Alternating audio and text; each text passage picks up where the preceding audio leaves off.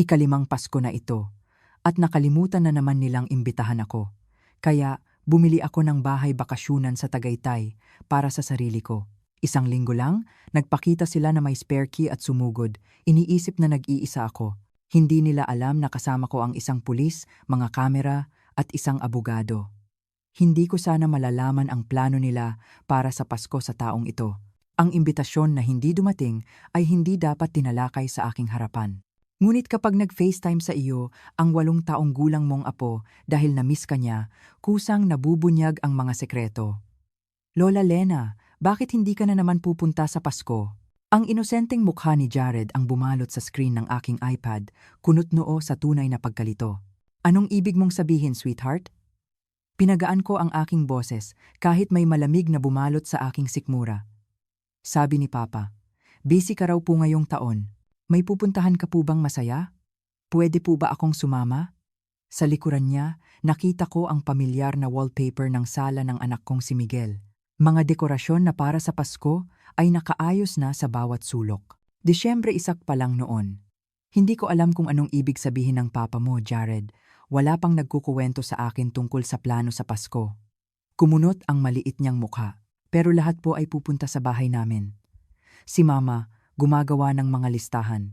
May special folder po siya na Pasko 2023 at may pangalan ng lahat. Nakita ko po, nasa listahan ba ang pangalan ko, Jared? Bago siya makasagot, may kamay na lumitaw at kinuha ang iPad sa kanya. Ang perpektong mukha na may pampaganda ng aking manugang na si Vanessa ang pumalit kay Jared. Jared, alam mo naman na hindi mo pwedeng gamitin ang iPad nang hindi nagpapaalam. Sermon niya, pagkatapos ay napansin ako. Ay, Lola Lena, paumanhin po. Dumaan po siya sa yugto ng pagtuklas ng mga limitasyon. Vanessa, tinatanong ko lang si Jared tungkol sa Pasko. Mukhang kayo ang magho-host. Bahagyang humigpit ang ngiti niya. Ay, inaayos pa po namin ang detalye. Wala pa pong set in stone. Ganoon ba? Pinanatili kong neutral ang aking mukha. Isang kasanayan na pinagbuti sa loob ng 62 ang taon ng buhay at 39 taon ng pagtuturo sa mga estudyante sa unibersidad. Sige, kapag naayos na ang lahat, pakialam na lang ako. Gusto ko sanang makita ang mga apo. Opo. Sige. Kailangan pa ni Jared na tapusin ang takdang aralin niya. Magpaalam ka na kay Lola Lena, Jared. Narinig ko ang pabulong niyang, "Paalam po, Lola," bago natapos ang tawag. Nakaupo nang nag-iisa sa aking sobrang tahimik na bahay, tinitigan ko ang blankong screen ng matagal.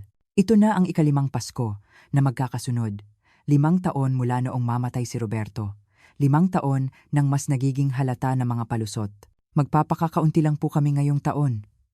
Mama, na-expose po sa sakit ang mga bata sa school. Ayaw po naming ipagsapalaran na mahawa kayo. Ay, hindi ba nasabi sa iyo ni Miguel na nagbago kami ng plano sa huling minuto? Tumingin ako sa paligid ng bahay na pinagsaluhan namin ni Roberto sa loob ng 40 taon, kung saan nagpalaki kami ng 3 anak at nag-host ng di mabilang na pagtitipon tuwing Pasko. Ang bahay na dating puno ng tawanan at pagtatalo at buhay, ngayon ay parang isang museo ng mga alaala. Sa sandaling iyon, isang bagay sa loob ko, isang bagay na yumuko at umayon sa loob ng 5 taon ng kalungkutan, ay tuluyan ng nabasag. Binuksan ko ang aking laptop at nag-navigate sa banking portal ko. Minsan, nabibigla pa rin ako sa balanse ng aking account. Si Roberto ay isang mahusay na financial planner, patuloy na naglalagak sa buong buhay namin mag-asawa. Tapos, mayroon pa akong mana sa pamilya ko, na lumago ng malaki sa ilalim ng pamamahala niya. Walang ideya ang mga anak namin. Dahil pinili namin ni Roberto na mamuhay ng simple, inuuna ang karanasan kaysa sa pagmamay-ari. Inakala nila na ang pensyon ng guro ko lang ang lahat ng mayroon ako. Inakala nilang kailangan nila akong tulungan sa pananalapi, na nagpatindi pa sa kanilang pagpapabaya. Hindi nila ako pinabayaan dahil inakala nilang mahirap ako. Pinabayaan nila ako kahit inakala nilang mahirap ako. Saglit lang akong nag-hover sa trackpad bago ako nag-click sa isang real estate website. Matagal ko nang tinitingnan ang mga ari-arian sa Baguio o Tagaytay, isang pantasya, isang paraan upang isipin ang ibang buhay. Ngunit bigla, hindi na ito pantasya. Pagkaraan ng 3 oras, Nagtakda ako ng viewing para sa isang ari-arian na hinangaan ko online sa loob ng ilang linggo. Isang modernong bahay sa Tagaytay na may malawak na tanawin, mga bintana na umaabot mula sahig hanggang kisame, at kumpletong privacy sa 5 ektarya ng kakahuyan. Ito ay nakalista sa 68 milyon, isang halaga na ikakabigla ng aking mga anak. Ang realtor, si Dina, ay tila nag-alinlangan nang dumating akong mag-isa para sa viewing kinabukasan. Malaking investment po ito, maingat niyang sabi. Tinitingnan ang aking simpleng sapatos at simpleng coat. Karamihan sa mga buyer namin sa price range na ito ay mga mag-asawa o pamilya na naghahanap ng vacation home. Hindi ako karamihan ng buyer. Simple kong sagot. Habang naglilibot kami sa bahay, may kakaibang pakiramdam na bumalot sa dibdib ko. Isang pakiramdam ng tama, na hindi ko naranasan mula pa noong namatay si Roberto, ang matataas na bintana na nagpapakita ng Taal Lake sa malayo, ang malaking stone fireplace, ang gourmet kitchen kung saan maaari ko nang subukan ang lahat ng komplikadong recipe na inipon ko. May security system na po na naka-install, sabi ni Dina habang naglalakad kami sa primary suite. Ang dating may-ari ay napakaingar sa seguridad. Mga pinakamataas ang kalidad na kamera, motion sensors, kumpleto. Kailangan lang i-reactivate ang monitoring subscription. Siyempre. Tumango ako. Naguguni-guni ko na ang sarili ko rito. Ligtas at malaya. Kukunin ko na ito, sabi ko. Pumikit si Dina. Hindi mo ba gustong pag-isipan muna? Siguro talakayin muna sa pamilya. Matagal ko na itong pinag-iisipan, totoo kong sabi. At ang pamilya ko ay hindi kasali sa mga desisyon ko sa pananalapi. Pagkaraan ng 2 linggo, pinirmahan ko ang huling paperwork at nakuha ang mga susi sa aking bagong bahay. Mabilis ang proseso, salamat sa kakayahan kong magbigay ng malaking cash offer.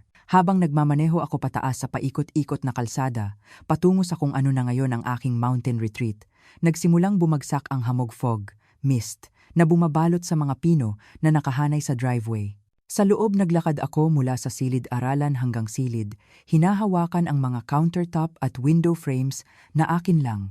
Walang alaala rito, walang multo, walang nabigong inaasahan. Agad kong inaktiba ang security system, inayos ang app sa aking telepono na magpapahintulot sa akin na i-monitor ang ari-arian mula sa kahit saan. Pagkatapos, tinawagan ko ang isang tao na nanatiling tunay na kaibigan sa lahat ng nangyari. Carding. Si Lena ito. May nagawa akong sobrang tapang o sobrang katangahan. Tumawa ako, umalingaw-ngaw ang tunog sa walang laman na bahay at kailangan ko ng legal na payo tungkol sa pagtatatag ng residency at pagbabago ng will ko. Si Ricardo Winters ay matalik na kaibigan ni Roberto mula pa noong kolehiyo at naging aking sandigan pagkamatay ni Roberto. Habang ipinapaliwanag ko ang ginawa ko, ang una niyang pagkagulat ay napalitan ng buong pusong suporta. Sobra ka namang matagal na gumawa ng para sa sarili mo, Lena, sabi niya ng may pagmamahal. Pupunta ako dyan ngayong weekend para tulungan kang mag-ayos. Susuriin namin ang lahat ng paperwork at sisiguraduhin na maayos ang lahat. Nang matapos ang tawag, tumayo ako sa pader ng mga bintana. Pinapanood ang hamog na bumabalot sa Tagaytay. Sa unang pagkakataon sa loob ng 5 taon, inaasahan ko ang Pasko, isang Pasko na akin lang. Ang unang linggo sa aking Tagaytay home ay lumipas sa isang blur ng mga delivery at desisyon. Tanging mga personal na gamit lang ang dinala ko mula sa lumang bahay, piniling bumili ng mga bagong gamit para sa bagong espasyo. Ang bawat pagbili ay parang isang deklarasyon. Ito ako ngayon. Ito ang gusto ko. Wala nang pagayon sa preference ni Roberto sa tradisyonal na muebles. Wala nang pagpapanatili sa pristine na lumang kwarto ng mga anak para sa mga pagbisita na bihira namang mangyari. Bawat pagpipilian, mula sa sleek sectional sofa hanggang sa queen-sized bed na may adjustable base, ay inuna ang ginhawa ko lang. Nesting ka, Ata Lena, sabi ni Carding noong Biyernes ng gabi, dumating dala ang kanyang overnight bag at isang bote ng mamahaling champagne. Ang kanyang buhok na may bahid puti at itim ay may bahid ng hamog. Ang kanyang pamilyar na mukha ay may ngiti na umaabot hanggang sa kanyang mga mata. Iyon ba ang tawag dito? Tumawa ako, kinuha ang champagne. Akala ko, nagka-krisis sa huling bahagi ng buhay ako. Ang krisis ay may kinalaman sa masamang pagdedesisyon.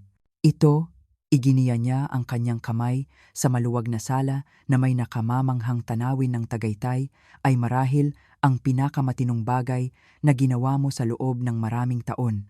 Matapos ipakita sa kanya ang guest room, binigyan ko si Carding ng kumpletong tour. Nagtatapos sa home office kung saan inayos ko ang monitoring station ng security system. Maraming screen ang nagpapakita ng feed mula sa mga kamera na nakaposisyon sa paligid ng ari-arian at sa bawat pasukan. Quite the command center, puna ni Carding. Itinaas ang kanyang kilay. Nagpaplano ng siege? Pagiging practical lang, Carding. Isa akong babae na nakatira mag-isa sa medyo liblib na lokasyon. Hindi ko binanggit ang matinding takot na baka hindi igalang ng aking mga anak ang aking mga hangganan kapag nalaman nila ang aking bagong bahay.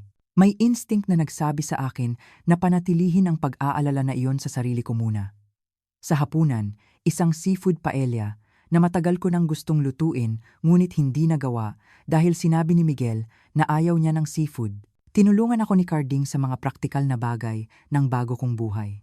Tinalakay namin ang pagbabago ng aking will, pagpapalit ng aking opisyal na tirahan, at pagpapaalam sa mga nauugnay na institusyon ng aking bagong address.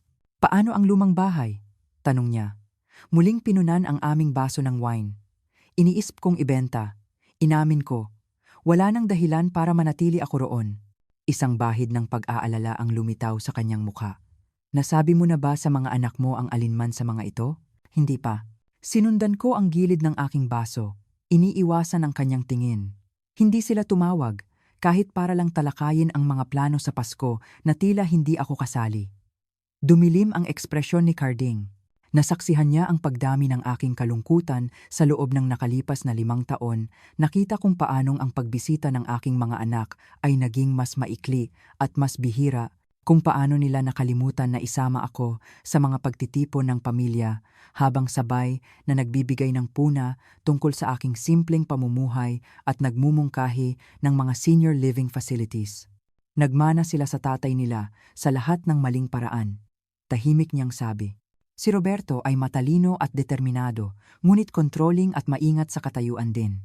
Binalanse ko ang mga tendensiyang iyon sa panahon ng aming kasal, ngunit wala ang aking impluensya, ang mga katangiang iyon ay namulaklak nang hindi napigilan sa aking mga anak.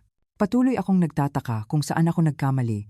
Umamin ako, ang wine ay nagpagaan sa aking karaniwang pag-iingat. Masyado ba akong indulgent? Masyadong kritikal? Hindi ko ba sila tinuruan ng empathy? Hindi ka nagkamali, Lina. Ang ilang tao ay gumagawa lang ng mga makasariling pagpipilian kahit pinalaki na may mas mabuting pagpapahalaga. Abot kamay niya ang mesa upang pisilin ang aking kamay. Ang tanong ngayon ay, ano ang gusto mong maging itsura ng relasyon mo sa kanila sa pagpapatuloy? Pinag-isipan ko ito habang lumipat kami sa sofa kasama ang aming wine. Ang fireplace ay nagbigay ng mainit na glow sa silid. Mahinang bumabagsak ang hamog sa labas ng mga bintana. Gusto ko ng isang relasyon, batay sa mutual respect, sabi ko sa huli. Hindi obligasyon, hindi awa, at tiyak na hindi ka ginhawaan kapag nababagay sa kanila. Tumango si Carding ng may pag-iisip. Kung gayon marahil ito, iginiya niya ang kanyang kamay sa paligid ng silid, ay ang perpektong pagkakataon upang i-reset ang mga inaasahan na iyon. Ang sumunod na umaga ay nagdala ng mas maraming hamog at isang hindi inaasahang bisita. Inaayos ko ang mga bagong dating na libro sa mga shelf nang tumunog ang security system. Inaalerto ako sa paggalaw sa harap ng pasukan. Sa monitor, nakita ko ang isang lalaki na nasa maagang bahagi ng 40s na nakasuot ng makapal na jacket, isang police department knit cap na nakatakip sa kanyang mga tainga. May dala siyang basket at tumitingin ng direkta sa doorbell camera. Magandang umaga, sabi niya. Ang kanyang boses ay nagmula sa system speaker. Ako si Jerome Ramos, kapitbahay mo sa kalsada. Naisip kong batiin ka sa Tagaytay. Saglit lang akong nag-alinlangan bago gamitin ang intercom. Napakabait mo. Pupunta ako diyan agad. Si Jerome Ramos ay mas matangkad ng 6 na pulgada kaysa sa 5'5" frame ko na may malalaking balikat at mukha na weathered ng pamumuhay sa labas. Sa kabila ng kanyang imposing physical presence, ang kanyang ngiti ay banayad habang iniaabot niya sa akin ang basket. Homemade sourdough, lokal na pulot, at isang disenteng bote ng whiskey. Paliwanag niya. Mga pangangailangan sa bundok. Napaka mapagbigay niyan. Gusto mo bang pumasok para sa kape? Kagagawa ko lang ng bagong pot. Sa mainit na tasa sa aking kitchen island, nalaman ko na si Jerome ay isang pulis na kasalukuyang naka-medical leave, nagpapagaling mula sa pinsala sa balikat na natamo sa linya ng tungkulin. Nakatira siya ng permanente sa isang cabin mga kalahating milya pababa sa mountain road. Hindi po marami ang permanenteng naninirahan dito, sabi niya, tinitingnan ng may pagpapahalaga ang bahay. Karamihan sa mga ari-arian ay weekend retreats para sa mga taga-syudad na bihira namang magpakilala. Plano kong manirahan dito ng permanente, paliwanag ko. Nabigla sa sarili ko sa kung gaano katama ang mga salitang iyon. Nagretiro ako kamakailan mula sa pagtuturo. Mag-isa po kayo? Tanong niya, pagkatapos ay agad na umatras. Pasensya na po, hindi ko na dapat inalam. Ayos lang. Oo, mag-isa ako. Ang asawa ko ay pumanaw 5 taon na ang nakalipas at ang mga anak ko ay may sariling buhay. Ang pinasimple na bersyon ng isang komplikadong realidad. Tumango si Jerome. Tila naiintindihan kung ano ang hindi ko sinasabi. Aba, ang magkakapit-bahay sa bundok ay nagtutulungan. Nasa ibaba lang ako kung kailangan mo ng anumang bagay. Sinulatan niya ang kanyang numero sa isang notepad sa counter ko. Medyo mahina ang cell service sa mga bagyo, pero may landline ako na hindi kailanman pumapalya at karaniwan, nasa bahay lang ako habang nagpapagaling ang balikat na ito. Pagkaalis niya, tumayo ako sa bintana, pinapanood siyang mag-navigate sa daan na may hamog pabalik sa kalsada. May isang bagay na nakapagpapahinga sa akin na malaman na mayroong isang tao sa malapit, isang tao na pumili ng parehong kalungkutan, ngunit nananatiling bukas sa koneksyon. Noong gabing iyon, habang naghahanda si Carding na bumalik sa syudad, napansin niya ang numero ni Jerome sa counter.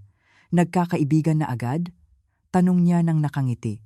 Nagsisimula lang makilala ang mga kapitbahay, sagot ko. Sabi ni Jerome, hindi marami ang mga permanenteng naninirahan dito. Si Jerome, ha? Itinaas ni Carding ang kanyang mga kilay ng mapanukso. Dapat ba akong magselos na pinalitan mo ako bilang emergency contact mo ng napakabilis? Tumawa ako at pinalo ang braso niya. Huwag kang magpatawa, kasing edad ko lang siyang anak at mas mapagbigay pa kaysa sa tunay mong anak. May punto ka, Lena, sabi ni Carding ng may pagpapahalaga habang niyakap niya ako paalam sa pintuan. Niyakap niya ako ng mas matagal kaysa karaniwan. Ipinagmamalaki kita, Lena. Ito ang second act mo. Gawin mo itong lahat ng gusto mo. Pinapanood ang kanyang mga tail light na nawala pababa sa mountain road. Nakaramdam ako ng kakaibang gaan. Sa unang pagkakataon sa loob ng ilang dekada, ang buhay ko ay ganap na akin upang hubugin. Lumipas ang 2 linggo sa mapayapang kalungkutan. Nagtatag ako ng mga routine na wala ng iba kundi ang sarili ko lang ang natuwa. Morning yoga na nakaharap sa Tagaytay, hapon na nagbabasa sa tabi ng fireplace, gabi na nag-eeksperimento sa mga komplikadong recipe na matagal ko nang gustong subukan. Nagsalita ako kay Carding, bawat ilang araw, at nagpalitan ng mga friendly waves kay Jerome kapag nag-cruise ang aming landas sa pribadong kalsada na pinagsaluhan namin. Halos nakalimutan ko na ang Pasko hanggang sa tumunog ang telepono ko noong Disyembre 18 na. Ang pangalan ni Miguel ang lumitaw sa screen. Ang una kong kontak mula sa alinman sa aking mga anak mula noong lumipat ako sa Tagaytay. Ma, sabi niya nang sagutin ko, ang kanyang boses ay may dalang pamilyar na tono ng pilit na pagtitiis. Nasaan ka? Sinubukan kong tumawag sa bahay ng 2 beses ngayong linggo. Kumusta, Miguel? Nasa bahay lang ako. Hindi, wala ka. Dumaan ako kahapon at madilim ang bahay. Wala ang kotse mo sa driveway. Kaya tinitingnan niya ako. Hindi dahil sa pag-aalala, hinala ko, kundi para kumpirmahin na mag-isa ako sa Pasko ulit, na ginagawang mas kaunti ang pagkakasala sa kanilang pagbubukod. Lumipat ako, sabi ko lang. Isang patlang ng katahimikan. Lumipat? Saan lumipat? Wala kang sinabi tungkol sa paglipat. Hindi ko alam na kailangan ko ng permiso. Ang mga salita ay lumabas ng mas matalim kaysa sa aking nilayon. Mga taon ng pinipigilang sakit na nakahanap ng boses. Siyempre, hindi mo kailangan ng permiso, mabilis siyang umatras. Ito lang, biglaan. Saan ka nakatira ngayon? Sa ilang senior community? ang pag-aakala ay masakit. Hindi, Miguel. Bumili ako ng bahay sa Tagaytay. Bumili ka ng ano? Ang kanyang pagkagulat ay nakakatawa sana sa ilalim ng ibang mga kalagayan. Ma, paano? Paano ka nagkaroon ng ganoong pera? Lagi kaming good sa pera ng tatay mo. Sagot ko, sadyang malabo. Pero ang pensyon mo, ang maintenance sa mga ari-arian sa bundok, ang kalungkutan, tila nagpoproseso siya ng malakas. Muling kinakalkula ang kanyang pag-unawa sa aking kalagayan sa real time. Komportable ako. Salamat. Ngayon, mayroon ka bang tiyak na dahilan sa pagtawag? Isa pang patlang. Talaga? Oo. Sinusubukan naming ayusin ang mga plano sa Pasko. Sina Stella at Den ay dadalhin ang mga bata sa bahay namin para sa bisperas ng Pasko. Pagkatapos, iniisip naming lahat na magbakasyon sa isang lugar na may hamog para sa mga bata. Ang perpektong pagbubukas. Ngunit hindi pa rin niya ako iniimbitahan. 5 taon ng pagbubukod ang naging habitual.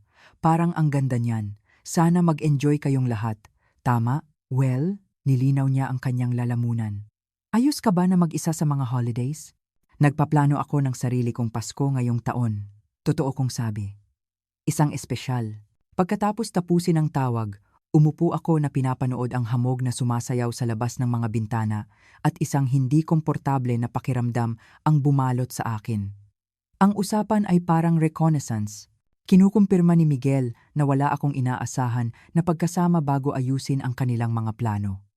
Ang aking mga hinala ay kinumpirma dasalang araw mamaya nang inalerto ako ng security system sa isang sasakyan na papalapit.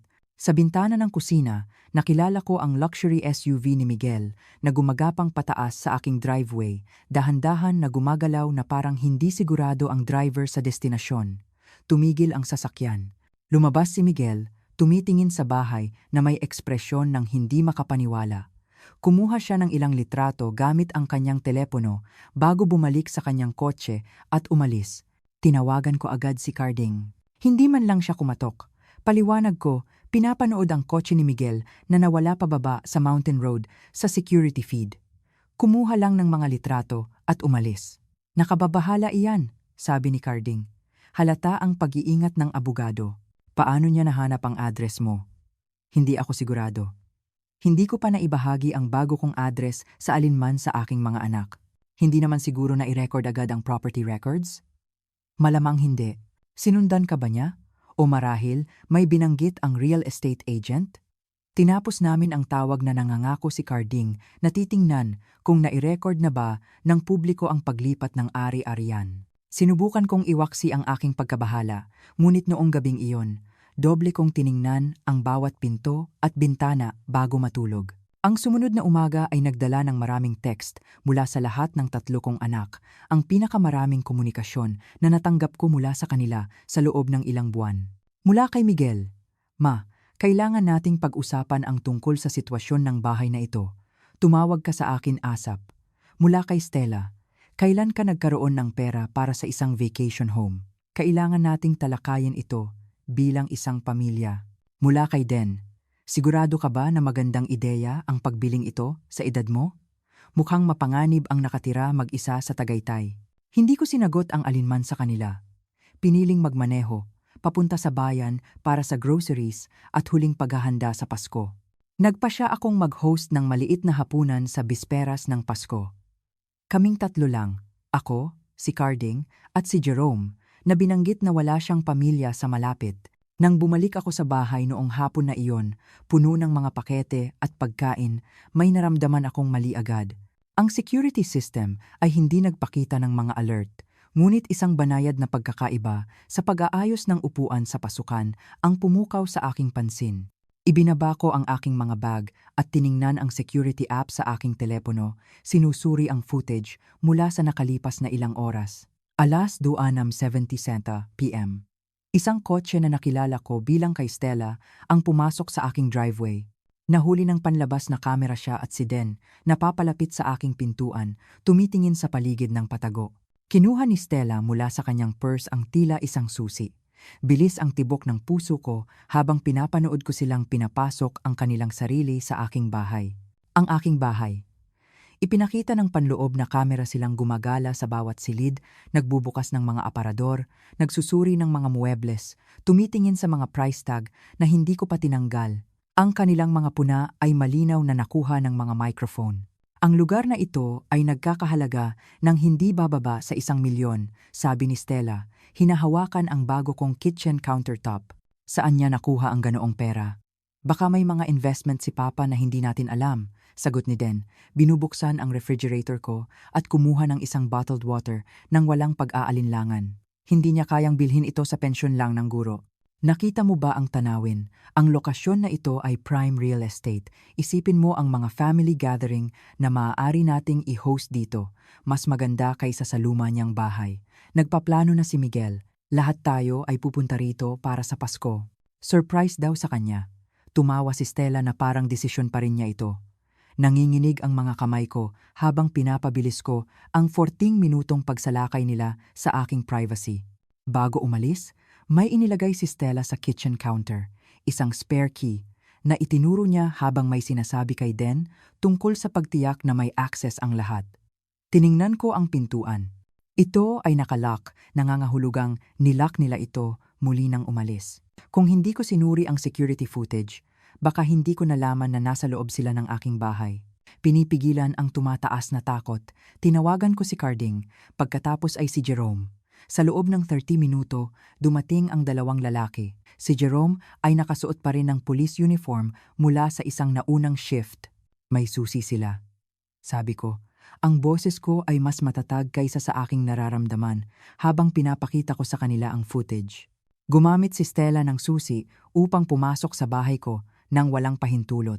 Ang tanging paraan na magkaroon sila ng susi ay kung may nagbigay mula sa real estate transaction, sabi ni Carding nang may seryosong mukha na napaka-unethical, posibleng illegal.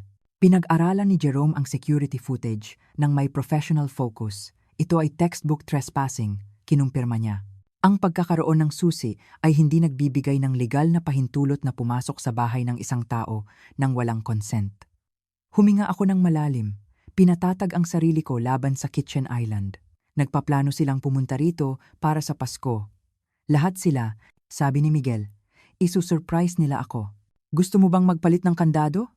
Tanong ni Jerome ng praktikal.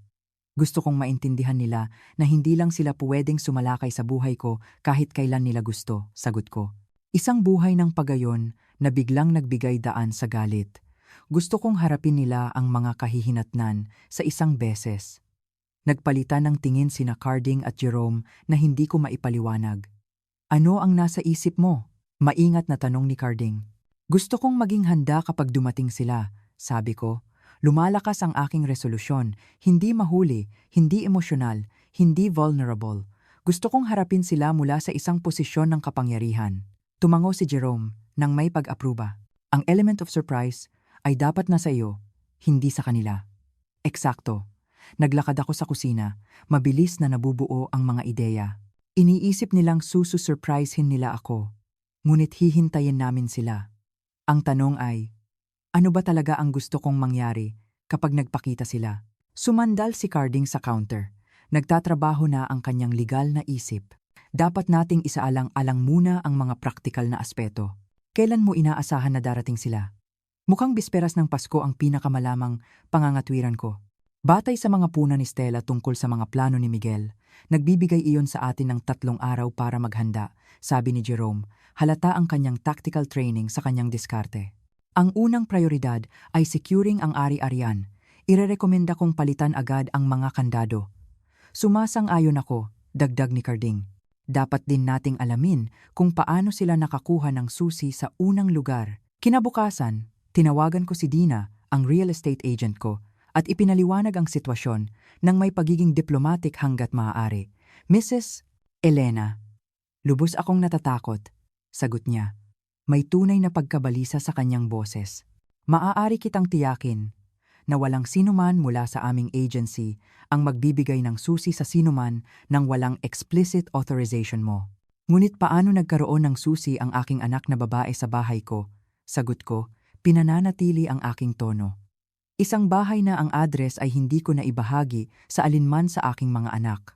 Matapos mangako na imbestigahan agad, tumawag si Dina pabalik sa loob ng 1 oras. Natuklasan ko po kung ano ang nangyari, sabi niya. Masikip ang kanyang boses sa professional embarrassment. Ang anak mo po, si Miguel, ay tumawag sa aming office noong nakaraang linggo. Nagkiklaim na tinutulungan ka sa paglipat. Sinabi niya na nagkakaproblema ka sa paggalaw at hiniling mo sa kanya na i-coordinate ang ilang delivery. Ang kalkuladong kalikasan ng panlilinlang ay nagpasama sa aking sikmura at may naniwala rito nang hindi na verified sa akin. Isa sa mga bagong administrative assistants namin. Opo, nagbigay siya ng susi sa kanya. Iniisip na tumutulong siya. Sinimulan ko na po ang disciplinary proceedings. Ito ay isang seryosong paglabag sa protocol. Pagkahapong iyon, nagpalit ang locksmith ng bawat panlabas na kandado sa bahay at tinulungan ako ni Jerome na i-upgrade ang security system upang isama ang mga alert para sa anumang pagtatangka na gumamit ng mga invalid key. Samantala, gumawa si Carding ng isang formal na abiso ng trespass na maaaring ipakita kung kinakailangan. Sigurado ka ba na gusto mong maging ganoon kahigpit? Tanong ni Carding habang sinusuri namin ang dokumento. Kapag naitatag na ang ilang legal na hangganan, maaaring maging mahirap na bumalik sa isang mas kaswal na relasyon ng pamilya. Maingat kong pinag-isipan ang kanyang mga salita, tumitingin sa mga bundok na naging aking sanctuary. Hindi ko ito ginagawa para parusahan sila, Carding. Ginagawa ko ito upang magtatag ng malinaw na mga hangganan. Sa loob ng matagal na panahon, tinrato nila ako bilang isang accessory sa kanilang buhay, isang tao na isasama o ibubukod sa kanilang kaginhawaan. Magtatapos iyan ngayon. Dumating si Jerome noong gabing iyon na may takeout mula sa lokal na Thai restaurant, sumasali kina Carding at sa akin para sa isang impromptu strategy session. Bilang isang pulis, ang kanyang pananaw ay napakahalaga. Batay sa security footage, malinaw na pumasok sila ng walang pahintulot. Kinumpirma niya na bumubuo iyon ng criminal trespass sa estadong ito. Gayunpaman, maaari nilang i-claim na naniniwala silang may implicit permission sila dahil nakuha ni Miguel ang susi sa tila lehitimong paraan. Kaya, ano ang mga opsyon namin? Tanong ko. Kinakain ang aking pad thai. Maraming paraan, sabi ni Jerome nang may pag-iisip. Ang pinaka-confrontational ay i-report ang trespass ng opisyal na maaaring magresulta sa criminal charges. Mas kaunting kalubhaan ay simpleng pigilan ang kanilang pagpasok kapag dumating sila at ipaalam sa kanila na hindi sila welcome ng walang imbitasyon. Nagbigay si Carding ng pangatlong posibilidad. O maaari mo silang payagan na pumasok sa iyong mga tuntunin. Hayaan silang dumating na iniisip na susu-surprisehin kanila at makita ka na handa na at kontrolado ang sitwasyon. Isang psikolohikal kaysa legal na diskarte. Tumango si Jerome, posibleng napaka-epektibo. Ang ideya ay nag-resonate sa akin. Pagkatapos ng mga taon ng pagiging binalewala at na-marginalize, may isang tiyak na apela sa pagbaliktad ng mga role ng lubusan. Gusto ko ang opsyon na iyan, nagpasya ako. Hayaan silang dumating na iniisip na magiging pathetic akong nagpapasalamat sa kanilang presensya at matuklasan na nakabuo ako ng isang buhay na hindi umiikot sa paghihintay ng kanilang atensyon. Ginugol namin ang susunod na oras sa pagbabalangkas ng isang detalyadong plano para sa bisperas ng Pasko. Darating ng maaga si Carding, nagbibigay ng legal na backup kung kinakailangan. Si Jerome ay naroroon sa kanyang opisyal na kapasidad. Ang kanyang uniform ay isang malinaw na simbolo ng awtoridad at ako ay magiging handa na bawiin ang aking narrative ng lubusan. May isa pa, sabi ko, habang natatapos ang aming pagpaplano. Kailangan kong malaman kung ano talaga ang inaasahan nila na nangangahulugang kailangan kong makipag-ugnayan sa isang tao na hindi magsisinungaling sa akin. Kinabukasan, tinawagan ko si Jared sa ilalim ng pagkukunwari ng pagtatanong kung ano ang gusto niya para sa Pasko. Pupunta po kami para makita ka? Bulalas niya nang nasasabik bago ko pa man matalakay ang paksa. Sabi ni Papa, lahat po kami ay pupunta sa bago mong bahay para sa Pasko. Dapat ay surprise daw po. Pero alam ko na. Parang ang ganda niyan, sweetheart. Sabi ko, pinananatili ang aking tono na magaan. Sinabi ba ni Papa kung kailan kayong lahat ay darating? Bisperas ng Pasko. Dadalhin po namin ang lahat ng regalo namin at mananatili kami ng 3 buong araw. sabi ni Mama. Maraming silid tulugan ang bahay mo para sa lahat. Ganoon ba? Napaka-thoughtful naman niya na magplano para sa bahay ko. Sabi ni Papa, ito raw po ang perpektong lugar para sa aming tradisyon ng Pasko ng pamilya. Patuloy ni Jared ng inosente. Dadalhin niya raw po ang espesyal na nog na iniinom ng mga matatanda at nagpaplano si Tita Stella kung saan ilalagay ang Christmas tree. Sabi ni Tito Den, malamang may hot tub. Ang bawat salita ay isang bagong paghahayag ng kanilang pag-aakala. Hindi lang sila bumibisita, inaangkin nila ang aking tahanan ng lubusan, nagpaplano na ipataw ang kanilang mga tradisyon sa aking espasyo nang walang anumang pagsasaalang-alang sa aking kagustuhan. Pagkatapos tapusin ang tawag kay Jared, umupo ako ng tulala sa loob ng ilang minuto. Ang pagiging kumpleto ng kanilang karapatan ay nakamamangha. Hindi lang nila ako ibinukod sa kanilang mga plano sa Pasko sa loob ng 5 taon. Ngayon ay nilayon nilang pumunta at kunin ang aking pribadong retreat para sa kanilang sariling kaginhawaan. Noong gabing iyon, nang dumaan si Jerome upang mag-install ng karagdagang security cameras, ibinahagi ko ang nalaman ko. Nagpaplano silang manatili ng 3 araw. Paliwanag ko, hindi kayang itago ang hindi makapaniwala sa aking boses. Napagdesisyonan na nila kung saan ilalagay ang kanilang tree, kung aling mga silid ang gagamitin nila, lahat, wala ni isa sa kanila ang nagtanong kung welcome ba sila rito. Dumilim ang ekspresyon ni Jerome. Lumampas na ito sa pagiging mapangahas.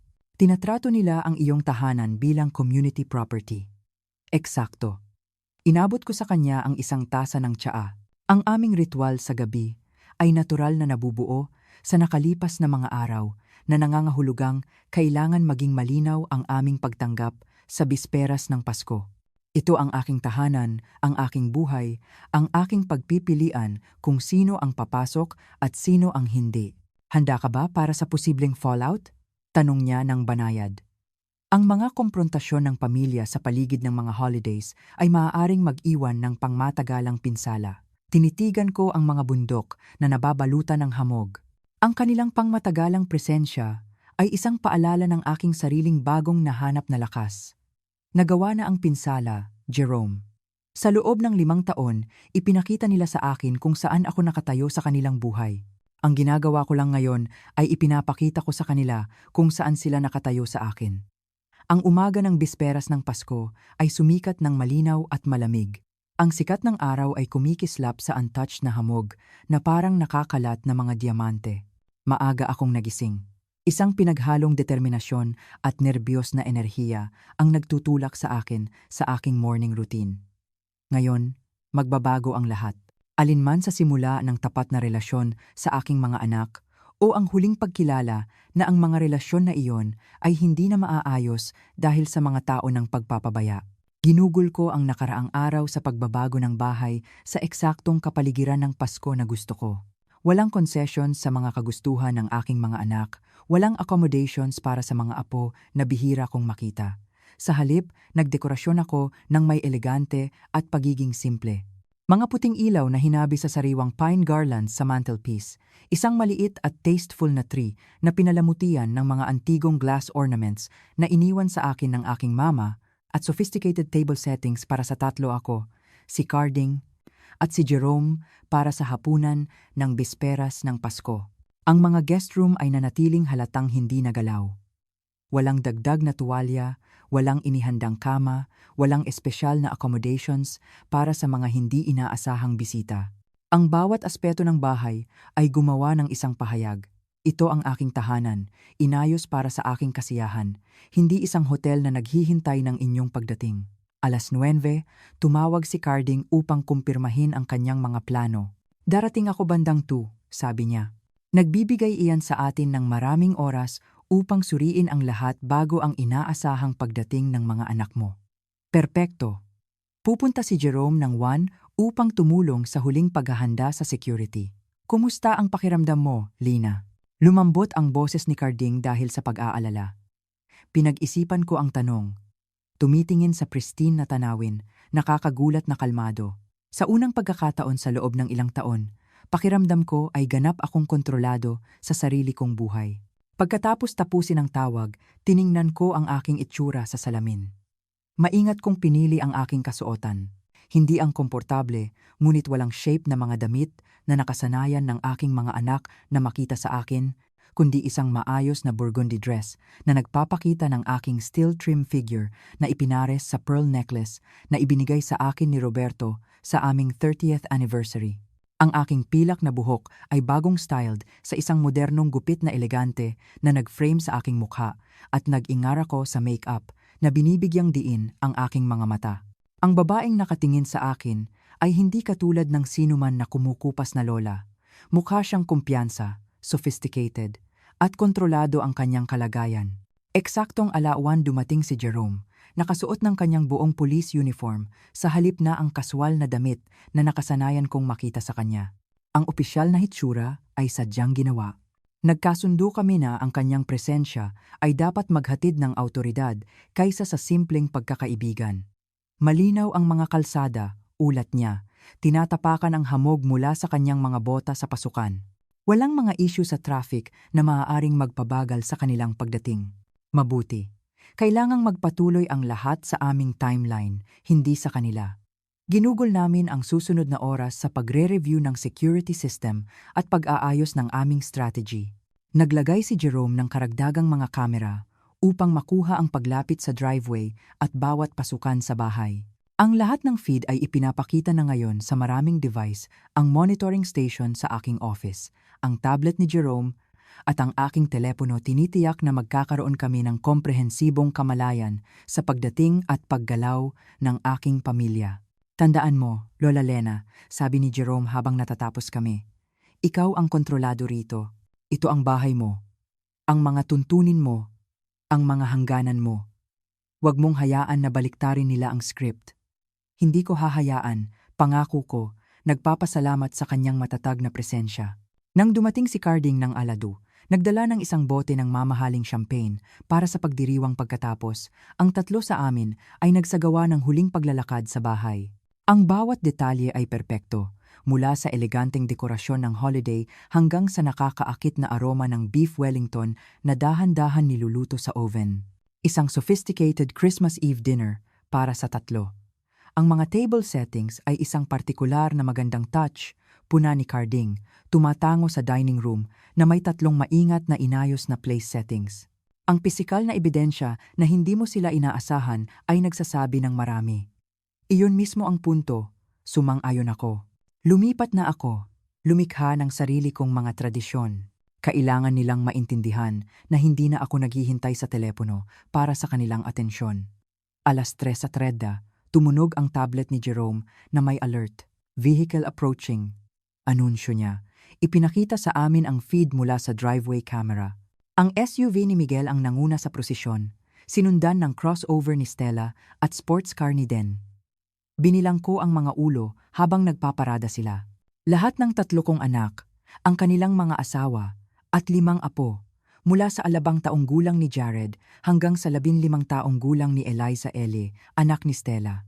10 tao ang dumating ng walang paalam, umaasa ng accommodations sa isang bahay na inihanda para sa tatlo. Handa ka na ba? Tahimik na tanong ni Carding. Nakatayo sa tabi ko sa bintana habang pinapanood namin silang nag-aalis ng bagahe at mga nakabalot na regalo. Ganap, tiyak ko sa kanya. Bagaman nagsimula nang bumilis ang tibok ng puso ko. Maingat na nagposisyon si Jerome sa kusina, sapat na nakikita upang mapansin, ngunit hindi agad confrontational. Pinanood namin sa monitor si Stella na papalapit sa pintuan, hawak ang susi. Ang una niyang pagtatangka na ipasok ito ay nabigo, tulad ng pangalawa niya. Pagkalito ang bumalot sa kanyang mukha nang malaman niya na pinalitan ang mga kandado. Matapos ang isang maikling konsultasyon kay Miguel, pinindot niya ang doorbell sa halip. Ang chime ay umalingaw-ngaw sa buong bahay habang pinapantay ko ang aking damit, huminga ng malalim at lumipat upang sagutin ito ng may sadyang hindi minamadaling mga hakbang. Surprise! Maraming boses ang nag-chorus nang buksan ko ang pinto. Ang kanilang mga mukha ay nakaayos sa mga ekspresyon ng exaggerated excitement na bahagyang natigilan nang mapansin nila ang aking hitsura, elegante, composed, at malinaw na hindi nabigla. Kumusta? Sabi ko ng kaaya-aya, hindi gumagawa ng anumang pagkilos upang tumabi at payagan silang pumasok. Hindi ito inaasahan. Si Miguel ang unang nakabawi. Ang ngiti ng salesman niya ay bumalik. Maligayang Pasko, ma. Naisip naming isu-surprise ka sa isang family holiday sa bago mong lugar. Iginiya niya ang kanyang kamay sa buong grupo. Lahat kami narito. Ganoon nga, sagot ko, nakaharang pa rin sa pintuan. Napaka-thoughtful ninyo na magdesisyon kung paano ko gugugulin ang Pasko sa sarili kong tahanan. Isang hindi komportable na katahimikan ang bumalot habang ang aking hindi gaanong masiglang tugon ay naitala. Si Vanessa, asawa ni Miguel, ay umusog ng awkward sa tabi niya habang ang mga mas batang apo ay nalito sa tensiyon. Sinuri ng asawa ni Stella ang kanyang relo nang walang pasensiya. Ma, sabi ni Stella nang may nerbiyos na tawa. Ang lamig-lamig dito. Puwede ba kaming pumasok? Iyon ay depende. Kalmado kong sabi. May nag-isip ba sa inyo na tumawag upang magtanong kung available ako na mag-host ng 10 tao para sa Pasko o kung mayroon akong sarili kong mga plano? Sumulong si Den. Ginagamit ang mapang akit na tono na ginamit niya kapag iniisip niyang nagiging mahirap ako. Halama, gusto ka naming isu-surprise. Lagi mong sinasabi na gusto mong makita ng mas madalas ang mga apo. Ang surprise visit ay dumadaan para sa kape. Den. Hindi ang pagdating na may bagahe para sa 3 araw na pananatili nang walang imbitasyon. Dumilim ang ekspresyon ni Miguel. Ma, nagiging ridiculous ka. Pasko na. Dapat magkasama ang pamilya. Lubos akong sumasang-ayon, sabi ko. Kaya nga napaka-interesante na ito ang unang Pasko sa loob ng 5 taon na ang sino man sa inyo ay nagnanais na isama ako sa inyong mga plano. Nagkataon lang. Pagkatapos kong bumili ng isang nais na ari-arian sa Tagaytay, ang tulalang katahimikan na sumunod ay sinira ng inosenteng boses ni Jared. Papa, sabi mo, matutuwa si Lola Lena na makita kami. Ang tunay na pagkalito sa kanyang boses ay halos sumira sa aking resolusyon, ngunit ipinaalala ko sa sarili ko na hindi ito tungkol sa pagpaparusa sa aking mga apo. Ito ay tungkol sa pagtatatag ng mga hangganan na sinira ng kanilang mga magulang sa loob ng maraming taon. Lagi akong masaya na makita ka, Jared, sabi ko ng banayad. Ngunit sa ngayon, kailangan kong makipag-usap sa iyong mga magulang tungkol sa ilang bagay ng matatanda. Bakit hindi kayong lahat pumasok sa loob kung saan mainit at aayusin namin ito? Tumabi ako sa wakas, pinapayagan silang pumasok sa foyer, kung saan agad nilang napansin si Jerome na nakatayo sa kanyang police uniform, tahimik na nanonood mula sa pintuan ng kusina. Natigilan si Miguel sa kalagitnaan ng hakbang. Ma, bakit may pulis sa bahay mo? Ito si Officer Jerome Ramos, sabi ko, isinasara ang pintuan sa likod ng aking nalilitong pamilya. Nandito siya dahil may mga alalahanin ako tungkol sa hindi autorisadong pagpasok sa aking tahanan. Hindi autorisadong pagpasok? Tumaas ang boses ni Stella sa pagkalito. Anong pinagsasabi mo? Marahil dapat kaming lahat ay lumipat sa sala. Iminungkahi ko ng kalmado. Mga bata, may hot chocolate at cookies sa kusina kung gusto ninyo. Si Vanessa ay nag-alangan na inakay ang mga mas batang apo patungo sa kusina, habang ang 15 taong gulang na si Eli at 10 taong gulang na si Gabriel, Gab ay nanatili, malinaw na intrigued sa nagaganap na adult drama. Sumulong si Carding mula sa kung saan siya nanonood sa sala. Ako si Ricardo Winters, ipinakilala niya ang sarili niya ng may professional courtesy, ang abogado ni Mrs. Elena. Abogado? Namula ang mukha ni Miguel. Ma, ano ba ang nangyayari? Iginiya ko ang aking kamay patungo sa upuan. Pakiupo. May mga bagay kaming kailangang talakayin bago namin matukoy kung ang surprise visit ninyo ay maaaring magpatuloy. Nag-aatubili silang sumunod, nagpalitan ng alarma na tingin habang inaayos nila ang kanilang sarili sa mga sofa na nakaharap sa fireplace. Nanatili akong nakatayo, isang sadyang pagpipilian upang mapanatili ang posisyon ng awtoridad sa aking tahanan. 2 araw na ang nakalipas, sinimulan ko. Ang aking boses ay matatag.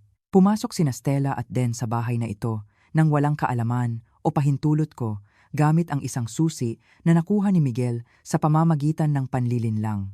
Katamaran iyan, agad na nagprotesta si Den. Tinitingnan lang namin ang lugar, sumingit si Stella, binibigyan siya ng babalang tingin. Na-excite lang po kami sa bago mong bahay, ma. Napakasigla na hindi man lang kayo tumawag muna o kumatok o naghintay ng imbitasyon.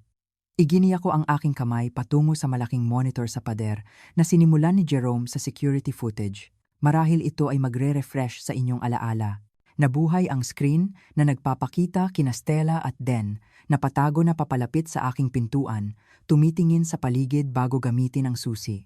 Ang kanilang na-record na mga boses ay pumuno sa silid habang gumagala sila sa aking bahay, nagbibigay ng puna tungkol sa mga muebles, tinatalakay kung aling mga silid tulugan ang kukunin nila para sa kanilang mga pamilya at nag-iisip tungkol sa aking pananalapi. Nagpaplano na si Miguel. Lahat tayo ay pupunta rito para sa Pasko. Surprise daw sa kanya. Ang na-record na boses ni Stella ay umalingaw-ngaw sa biglang tahimik na silid, na parang desisyon pa rin niya ito. Ang kanyang na-record na tawa ay sumunod. Itinigil ko ang footage, pinagmamasdan ang kanilang mga reaksyon. Ang mukha ni Stella ay nawalan ng kulay. Tinitigan ni Den ang kanyang sapatos. Mukhang natulala si Miguel. Marahil ay napagtanto na inilagay siya ng kanyang mga kapatid sa gitna ng gulo. Iyan ay pagsalakay sa privacy, sa wakas ay nabulol si Stella. Hindi mo pwedeng i-record lang ang mga tao nang walang kaalaman nila. Sa totoo lang, nagsalita si Jerome sa unang pagkakataon. Ang kanyang opisyal na tono ay pumuno sa silid. May legal na karapatan ang mga may-ari ng bahay na magpanatili ng security systems sa kanilang ari-arian, kasama na ang video surveillance. Ang hindi nila karapatan gawin ay pumasok sa bahay ng iba nang walang pahintulot na criminal trespass sa ilalim ng batas ng estado. May susi kami, nagprotesta si Den. Nakuha sa pamamagitan ng false pretenses, malumanay na sinalungat ni Carding. Tumawag si Miguel sa real estate office, nagke-claim na kailangan ni Mrs. Elena ng tulong dahil sa mga issue sa paggalaw, isang kumpletong fabrication na dinisenyo upang makakuha ng hindi autorisadong access sa kanyang ari-arian. Ang lahat ng mga mata ay bumaling kay Miguel, na ang salesman's composure ay tuluyan nang nawala. Sinusubukan ko lang tumulong, mahina niyang sabi. Gusto naming makita ang lugar bago ang Pasko. Puwede kayong magtanong, sabi ko lang. Puwede kayong tumawag at magsabi, Ma, gusto naming makita ang bago mong tahanan. Maaari ba kaming bumisita? Sa halip, pinili ninyo ang panlilinlang, pagsalakay at pag-aakala. Pag-aakala, bumalik si Vanessa mula sa pag-aayos ng mga mas batang bata sa kusina. Pamilya kami. Ang pamilya ay hindi nangangailangan ng formal na imbitasyon. Tila, kailangan ko, sagot ko, tinitingnan ang kanyang tingin ng matatag. Sa loob ng 5 taon, kailangan ko ng imbitasyon sa mga pagtitipon ng Pasko na hindi dumating. 5 taon nang. Magpapakakaunti lang kami ngayong taon. At may iba kaming plano. 5 taon nang nakikita ko ang aking mga apo. Kapag ito lang ang maginhawa para sa inyo. Isang mabigat na katahimikan ang bumalot sa silid. Si Ellie, sapat na gulang upang maunawaan ang mga implikasyon. Tumingin sa pagitan ng kanyang mga magulang at sa akin nang may umuusbong na pag-unawa. Hindi ninyo kailanman inimbita si Lola Lena para sa Pasko? Tanong niya sa kanyang mama. Hindi man lang sa loob ng 5 taon? Umusog si Stella ng hindi komportable. Komplikado iyon, honey. Sa totoo lang, napakasimple, banayad kong itinuwid. Naging hindi ako maginhawa pagkatapos mamatay ng lolo ninyo. Masyadong maraming pagsisikap, masyadong old-fashioned, masyadong hindi kailangan. Hanggang sa nagkaroon ako ng isang bagay na kanais-nais ang bahay na ito at bigla, karapat-dapat akong isama sa Pasko ng pamilya. Hindi iyan patas, nagprotesta si Miguel, bagaman kulang sa paniniwala ang kanyang boses. Hindi ba? Kung gayon, ipaliwanag kung bakit mo sinabi kay Jared na busy ako sa Pasko na ito, gayong hindi mo man lang tinanong kung may plano ako. Ipaliwanag kung bakit naramdaman mong may karapatan kang pumasok sa aking tahanan nang walang pahintulot. Ipaliwanag kung bakit nagdala ka ng bagahe para sa 3 araw na pananatili nang hindi man lang isinasaalang-alang kung gusto ko ng 10 hindi inaasahang bisita. Walang sinuman ang tila makabuo ng sagot. Bahagyang umusog si Jerome, nahuhuli ng kanyang uniform ang ilaw. Isang paalala ng mga posibleng kahihinatnan na nakabitin sa sitwasyon. Kami ba? Sa wakas ay nagtanong si Den. Siningil ba kami ng anuman? Iyan ay depende sa inyo. Sagot ko. Wala akong pagnanais na magdemanda laban sa sarili kong mga anak. Ang gusto ko ay pagkilala, respeto, At tunay na koneksyon, hindi ang tratuhin bilang isang afterthought o isang kaginhawaan.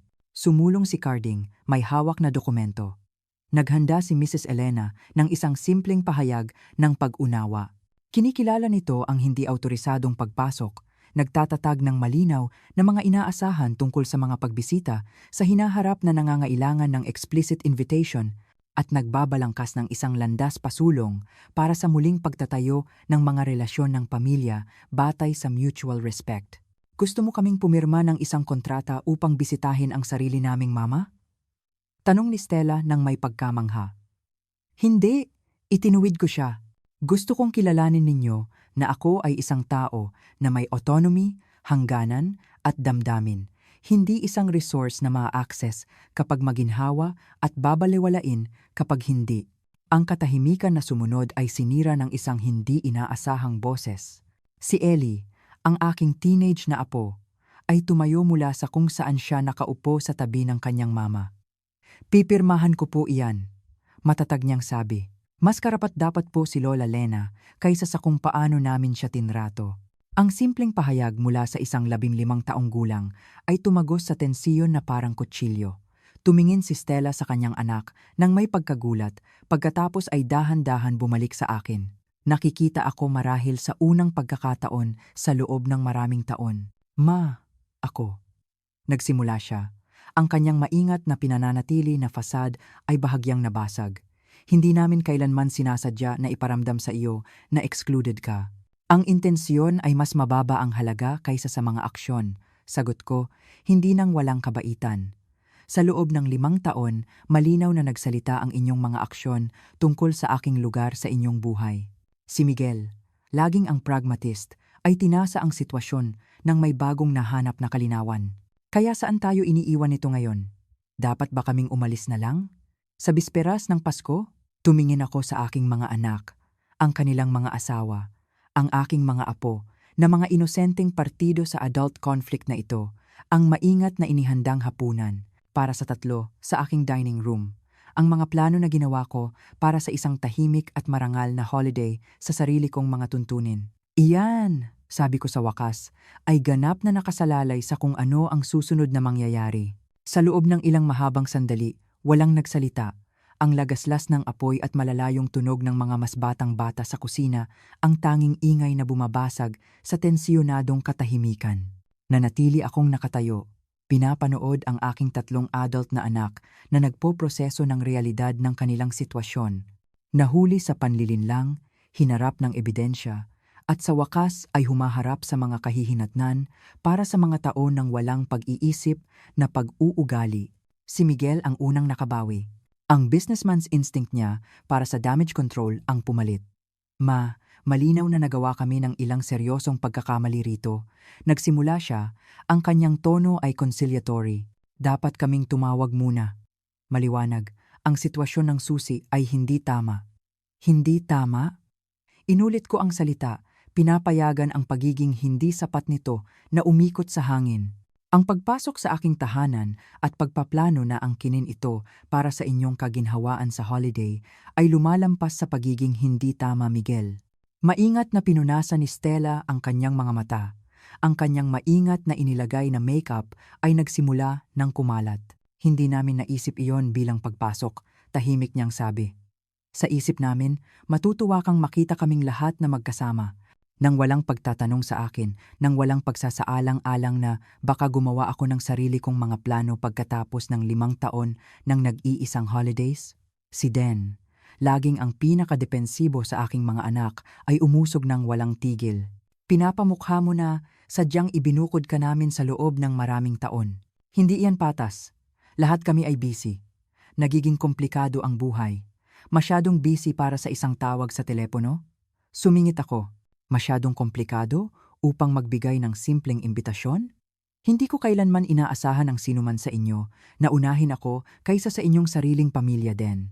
Gusto ko lang na isaalang-alang na bahagi ako ng mga pamilya na iyon. Biglang tumayo si Ellie. Gusto kong malaman kung bakit hindi namin kailanman binisita si Lola Lena para sa Pasko. Anunsyo niya, tumitingin ng direkta sa kanyang mama. Lagi mong sinasabi na mas gusto niya ang tahimik na holidays. na hindi niya gusto ang maglakbay sa taglamig. Kitang-kita ang pagkagulat ni Stella. Ellie, pakiusap. Hindi ito ang oras. Eksakto ito ang oras. Sinalungat ko. Karapat-dapat si Ellie sa tapat na mga sagot. Ang lahat ng mga apo ay karapat-dapat.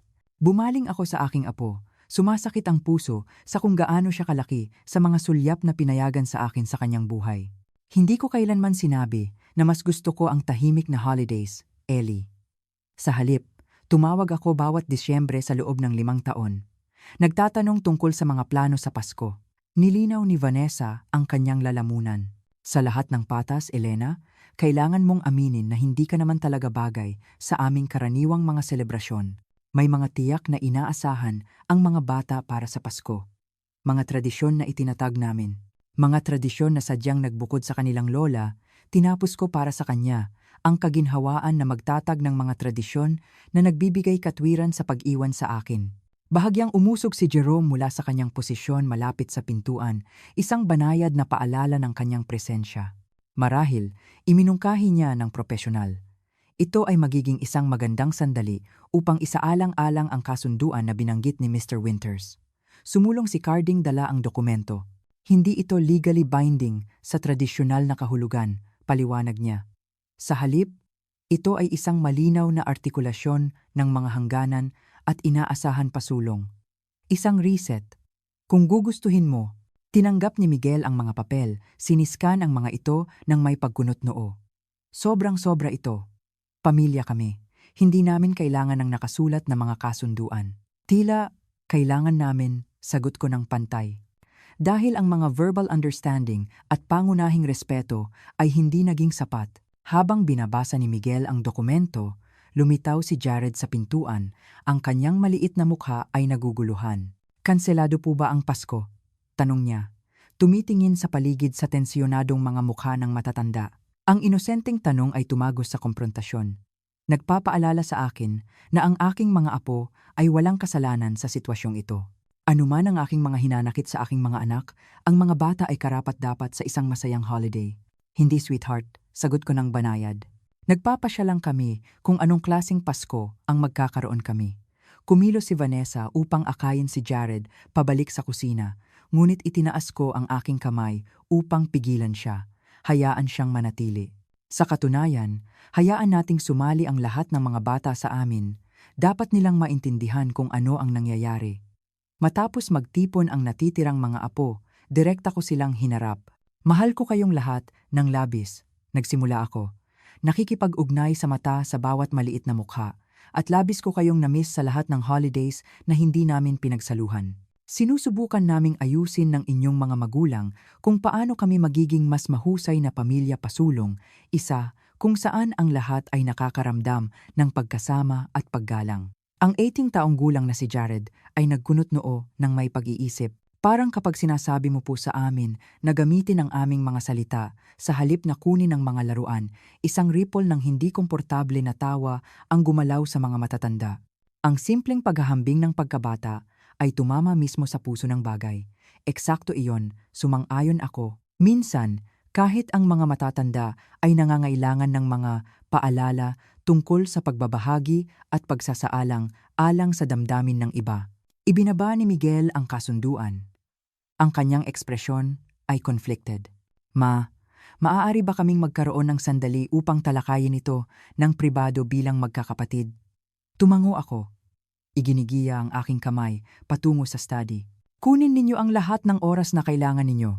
Habang naglalabas ang aking mga anak upang mag-usap, ibinaling ko ang aking atensyon sa aking mga apo.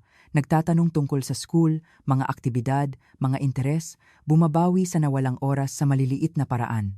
Maingat na lumabas si Jerome upang bigyan kami ng privacy habang lumipat si Carding sa kusina upang maghanda ng kape. 15 minuto mamaya, bumalik sina Miguel, Stella at Den. May nagbago sa kanilang demeanor. Isang bagong nahanap na pagkaseryoso sa lugar ng kanilang naunang pagiging depensibo. Napag-usapan namin ito, sabi ni Miguel, na nagsisilbing spokesperson, at may utang kaming apology sa iyo. Isang tunay, huminga siya ng malalim.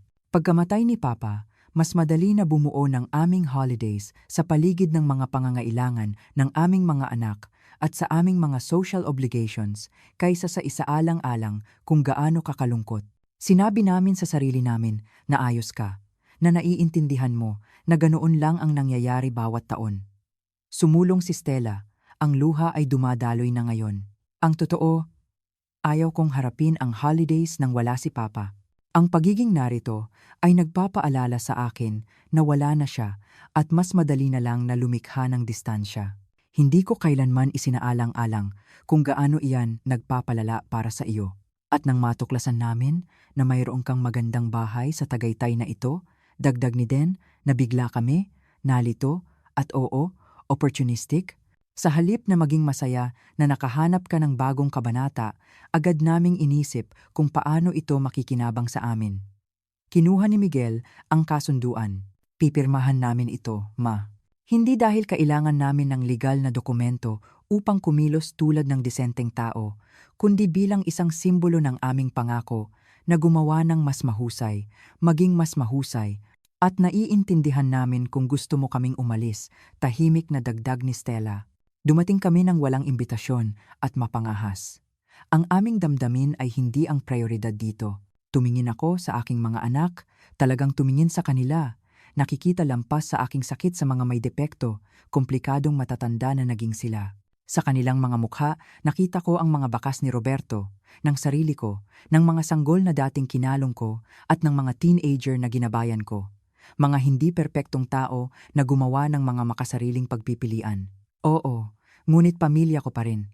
Hindi ko gusto na umalis kayo, sabi ko sa wakas. Ngunit gusto kong maintindihan ninyo ang isang bagay na fundamental. Ito ang aking tahanan, ang aking buhay, na binuo sa aking mga tuntunin. Welcome kayo rito kapag inimbitahan, kapag respectful, kapag tunay na interesado sa akin bilang isang tao kaysa sa kung ano ang maaari kong ibigay. Iginiya ko ang aking kamay patungo sa dining table na may elegante na settings para sa tatlo. May plano ako ngayong gabi. Hapunan, kasama sina Carding at Jerome, na nagpakita sa akin ng mas maraming pagsasaalang alang sa nakalipas na mga linggo kaysa sa aking sariling mga anak sa loob ng maraming taon. Ang mga planong iyon ay magpapatuloy. Huminga ng malalim. Nagpatuloy ako. Gayunpaman, may lodge sa bayan na may mahusay na huling minutong tirahan. Iminumungkahi ko na manatili kayong lahat doon ngayong gabi. Pagkatapos, bukas, araw ng Pasko. Welcome kayong bumalik bilang mga inimbitahang bisita. Magkakaroon kami ng tamang holiday meal, magpapalitan ng mga regalo, at sisimulan ang proseso ng muling pagtatayo ng kung ano ang nabasag. Isang pinaghalong ginhawa at seryosong pag-unawa ang dumaan sa kanilang mga mukha habang napagtanto nila na nag-aalok ako ng isang landas pasulong. Hindi unconditional forgiveness, kundi isang pagkakataon upang muling kumita ng kanilang lugar sa aking buhay. Iyan ay mas higit pa sa patas. Tahimik na sabi ni Miguel. Mas higit pa sa nararapat sa amin, sa totoo lang. Habang kinukuha nila ang kanilang mga gamit at naghahanda na umalis para sa lodge, lumapit si Ellie sa akin nang nag-aalangan. Lola Lena, ayos lang po ba kung manatili ako rito ngayong gabi? Gusto ko pong tumulong sa paghahanda sa Pasko. Ang kanyang kahilingan, napakatunay, napakawalang bahid ng adult complications sa paligid namin, ay lubos akong naantig. Gusto ko iyan ng labis, sagot ko. Niyakap siya sa unang pagkakataon sa napakatagal na panahon. Pagkatapos umalis ang mga sasakyan patungo sa lodge, isang pambihirang katahimikan ang bumalot sa bahay. Nagpaalam si Jerome upang magpalit ng kanyang uniform, nangangako na babalik para sa hapunan ayon sa plano. Binuksan ni Carding ang bote ng champagne na dinala niya, nagbuhos ng 3 baso, isa para sa kanyang sarili, isa para sa akin, at isa para kay Eli, na pinalitan ko ng sparkling cider sa kabila ng kanyang mga protesta na ang 15 ay halos grown-up na sa Europa. Well, sabi ni Carding, itinaas ang kanyang baso, medyo naiiba iyan sa inaasahan. Naiiba ba? Kumuha ako ng isang thoughtful sip. Nagreaksyon sila eksakto tulad ng lagi nilang ginagawa, na may pagkagulat na baka mayroon akong sarili kong mga pangangailangan at hangganan, pero pinirmahan nila ang kasunduan. Itinuro ni Ellie, malinaw na pinoproseso pa rin ang mga pangyayari noong hapon. May ibig sabihin po iyon, di ba? Ito ay isang simula, kinilala ko. Ang mga aksyon ay mas mahalaga kaysa sa mga signature. Habang bumabalik si Jerome sa damit sibilyan at umupo kami para sa aming orihinal na binalak na hapunan, pinanood kami ni Eli ng may kuryosidad, ang eleganteng mesa, ang sophisticated menu, ang madaling usapan na dumadaloy sa pagitan ng tatlong matatanda. Malinaw na hindi ito ang lola na inakala niyang kilala niya. Iba ka po rito, puna niya habang isinisilbi ko ang beef Wellington. Mas, hindi ko alam. Mas sarili mo po. Napaka mapagmasid mo. Ngumiti ako sa kanya. Sa loob ng mahabang panahon pagkamatay ng lolo mo, tinukoy ko ang sarili ko sa pamamagitan ng aking relasyon sa iba. Balo ni Roberto, mama ng inyong mga magulang, lola ninyo. Ang lugar na ito ay kumakatawan sa unang desisyon na ginawa ko para lang sa sarili ko sa loob ng ilang dekada. Bakit hindi mo po sinabi sa sinuman ang tungkol sa pagbili nito? Maingat kong isinaalang-alang ang kanyang tanong. Kailangan ko ng espasyo upang muling matuklasan kung sino ako kapag hindi ako gumaganap ng mga role para sa ibang tao. May napakatiyak na mga inaasahan ang inyong mga magulang at tiyuhin kung sino ang dapat maging mama. Tahimik, accommodating, nagpapasalamat sa anumang atensyon na ibinibigay nila sa akin. Tumango si Jerome, nauunawaan. Ang reinvention ay nangangailangan ng distansya minsan. Eksakto, sumang-ayon ako. Kailangan kong marinig muli ang sarili kong boses, nang hindi ito agad binalewala o sinasalungat. Pinilipit ni Ellie ang kanyang napkin nang may pag-iisip. Mama always talks about you like you're fragile, like you couldn't handle change or complexity, pero hindi ka po ganyan. Ang persepsyon na iyan ay nagsilbi sa kanilang narrative, puna ni Carding. Kung si Elena ay masyadong fragile para hawakan ang mga pagtitipon ng pamilya o masyadong set in her ways upang mag-enjoy sa kanilang modernong mga selebrasyon, maaari nila siyang ibukod ng walang pagkakasala. Masyadong matigas po, nagprotesta si Ellie, bagaman ang kanyang ekspresyon ay nagmumungkahi na kinikilala niya ang katotohanan sa kanyang mga salita. Ngunit tumpak, sabi ko ng banayad, hindi ito isang kaaya-ayang pag-unawa, alam ko. Ngunit bahagi ng paglaki ay ang pagkilala na ang mga magulang ay may depekto, komplikadong tao, hindi ang perpektong autoridad na i-imagine natin sa pagkabata. Ang aming hapunan ay umabot sa isang mahabang gabi ng tapat na usapan. Nagtanong si Ellie tungkol sa kanyang lolo, tungkol sa buhay ko bago ang kasal at mga anak, tungkol sa aking karera, sa pagtuturo mga paksa na bihira namang ginalugad ng kanyang mga magulang.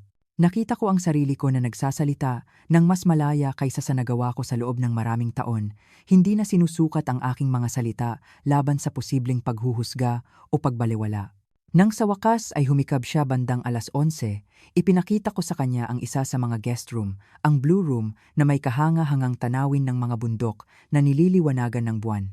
Ito po sana ang silid ni na mama at papa, di ba? Tanong niya. Tinitingnan ang eleganteng muebles. Kung nanatili sila, marahil. Mas gusto ng mama mo ang asul. Masaya po ako na wala sila rito ngayong gabi, tahimik niyang inamin. Ang sarap po nang mayroon ka sa sarili ko sa isang beses. Pagkatapos niyang umayos, muli akong sumama kina Carding at Jerome sa sala kung saan sila nakaupo, nag-iinom ng nightcaps sa tabi ng apoy. Siya ay isang kahanga-hangang dalaga, puna ni Carding. Mas mapagmasid kaysa sa mama niya, sa edad na iyon. Nagpapaalala siya sa iyo, Lina, dagdag ni Jerome, nang may mainit na ngiti, malinaw ang mata sa mga motibasyon ng tao. Hindi ako ganoon ka mapagmasid sa edad na 15, tumawa ako, tinatanggap ang maliit na baso ng brandy na inalok ni Carding. Ngunit umaasa ako na mapanatili niya ang kalinawan na iyon. Magiging kapaki-pakinabang iyon sa kanya. Kumusta ang bukas? Tanong ni Jerome. Bumabalik sa mga praktikal na bagay. Handa ka na ba para sa buong pagsalakay ng pamilya? Pinag-isipan ko ito, pinapanood ang sayaw ng ilaw ng apoy sa kisame. Sa tingin ko, ang araw na ito ay hindi tungkol sa pagpaparusa sa kanila. Ito ay tungkol sa pagtatatag na hindi na ako isang supporting character sa kanilang buhay. May agency, hangganan at inaasahan ako. Kailangan nila ang wake-up call na iyon, sumang-ayon si Carding. Bagaman hinala ko na ang mga lumang gawi ay muling lilitaw kung hindi ka magiging mapagbantay. Marahil, kinilala ko, ngunit hindi na ako ang parehong tao na madali nilang binaliwala. Ang lugar na ito, Iginiya ko ang aking kamay sa paligid ng silid na kumakatawan sa aking kalayaan ay hindi lang isang bahay.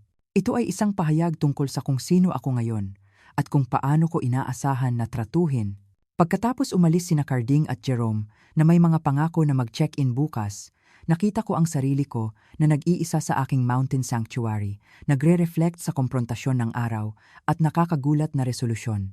Nagbago ang lahat sa mga paraan na hindi ko sana nahulaan nang una kong matuklasan ang binalak na pagsalakay ng aking mga anak. Malalim akong natulog noong gabing iyon. Nagising noong umaga ng Pasko at natagpuan si Ellie na nasa kusina na, sinusubukang gumawa ng Belgian waffles gamit ang isang recipe na nahanap niya online. Gusto po kitang isusurprise sa almusal, paliwanag niya nang may kahihiyan, may bahid ng harina ang kanyang pisngi. Pero sa tingin ko, hindi ko po naintindihan kung paano gumagana ang waffle iron. Magkasama, iniligtas namin ang almusal, tumatawa sa mga pagkakamali habang kumakain kami sa kitchen island. Sa tingin mo po ba, magiging weird ang araw na ito? Nag-aalangan siyang nagtanong, pagkatapos po ng kahapon? Marahil, inamin ko. Ang paglago ay karaniwang may kasamang hindi komportable. Galit ka pa rin po ba sa kanila? Maingat kong isinaalang-alang ito.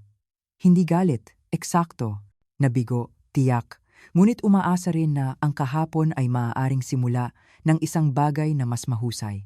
Pagsapit ng tanghali, nagsimulang dumating ang aking mga anak mula sa lodge, mas nag-aalangan sa pagkakataong ito, kumatok ng may respeto at naghihintay na imbitahan.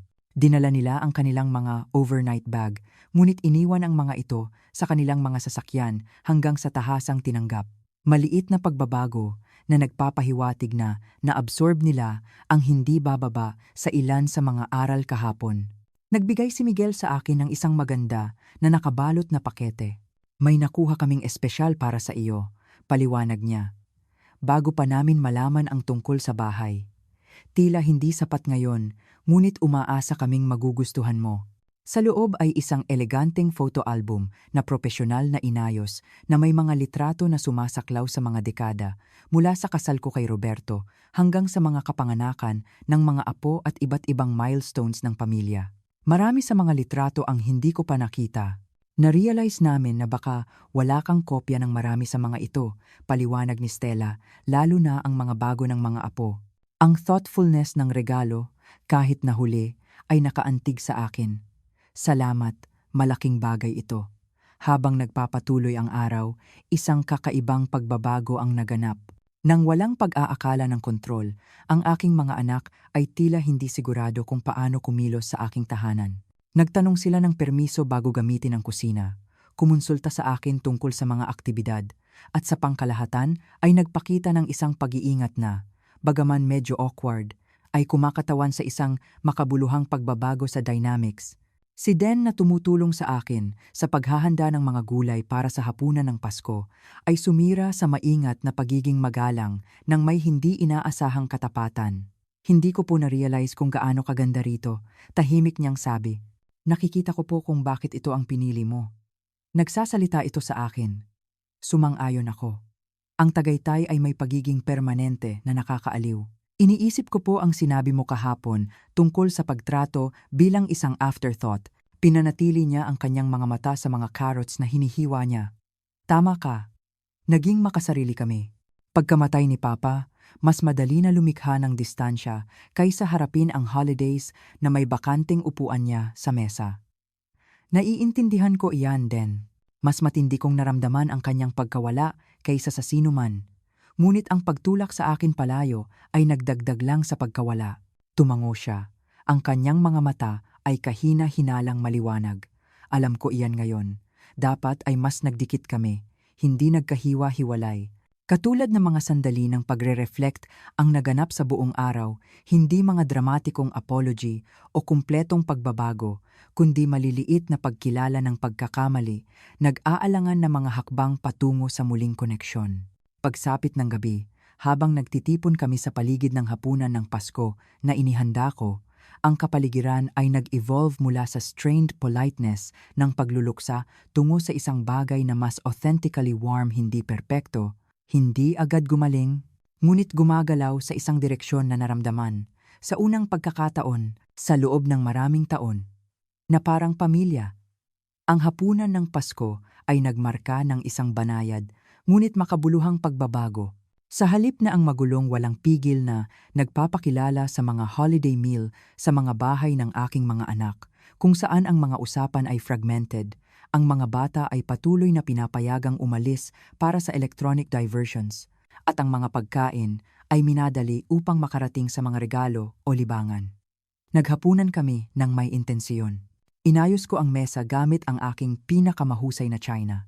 Hindi ang praktikal na kagamitan sa bato na nauugnay ng aking mga anak sa kanilang bahay noong bata, kundi eleganteng bone china na may platinum edging na ibinigay sa akin ni Roberto sa aming 35th anniversary. Crystal glasses at sterling silver flatware ang nagkumpleto sa setting, na lumilikha ng isang kapaligiran ng okasyon kaysa sa kaswal na kaginhawaan. Ma, ang ganda nito, sabi ni Stella, tunay na nabigla habang umuupo siya. Hindi ko yata nakita ang china na ito dati.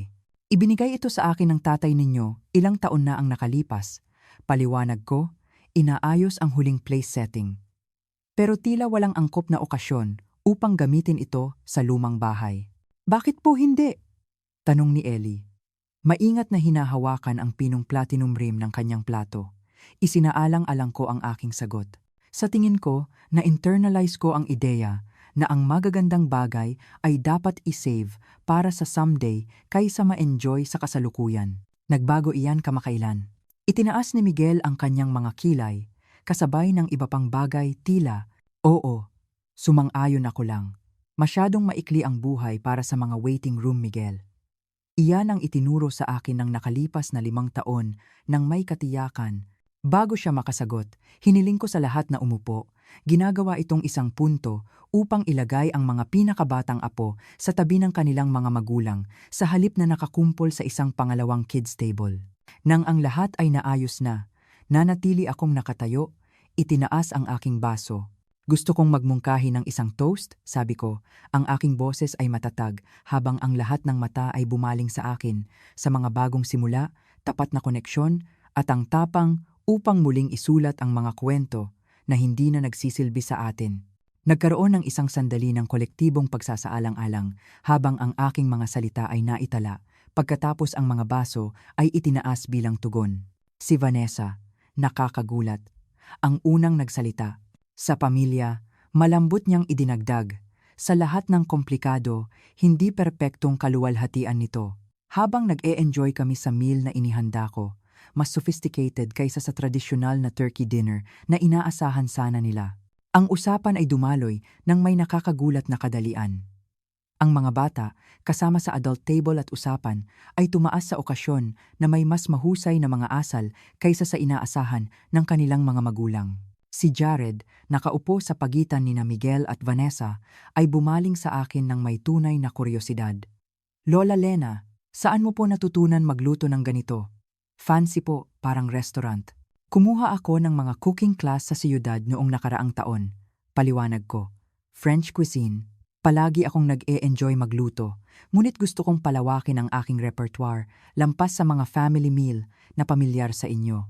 Hindi mo po kailanman binanggit ang mga cooking class, sabi ni Stella, isang tala ng pagiging depensibo ang pumasok sa kanyang tono.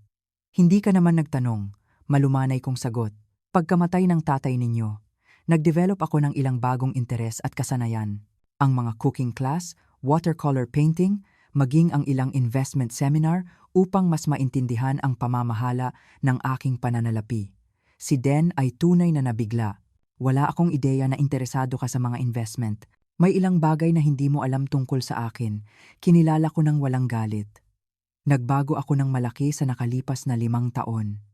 Nagsisimula akong makita iyan, inamin niya. Habang nagpapatuloy ang hapunan, pinagmasdan ko ang aking pamilya ng may bagong mga mata, nang walang bigat ng mga inaasahan sa akin para sa pagkasama, sa kanila para sa conformity, sa kanilang imahe sa akin, natutuklasan namin ang isa't isa muli. Ang aking mga anak ay nagtanong tungkol sa aking buhay na hindi nila kailanman tinanong noon.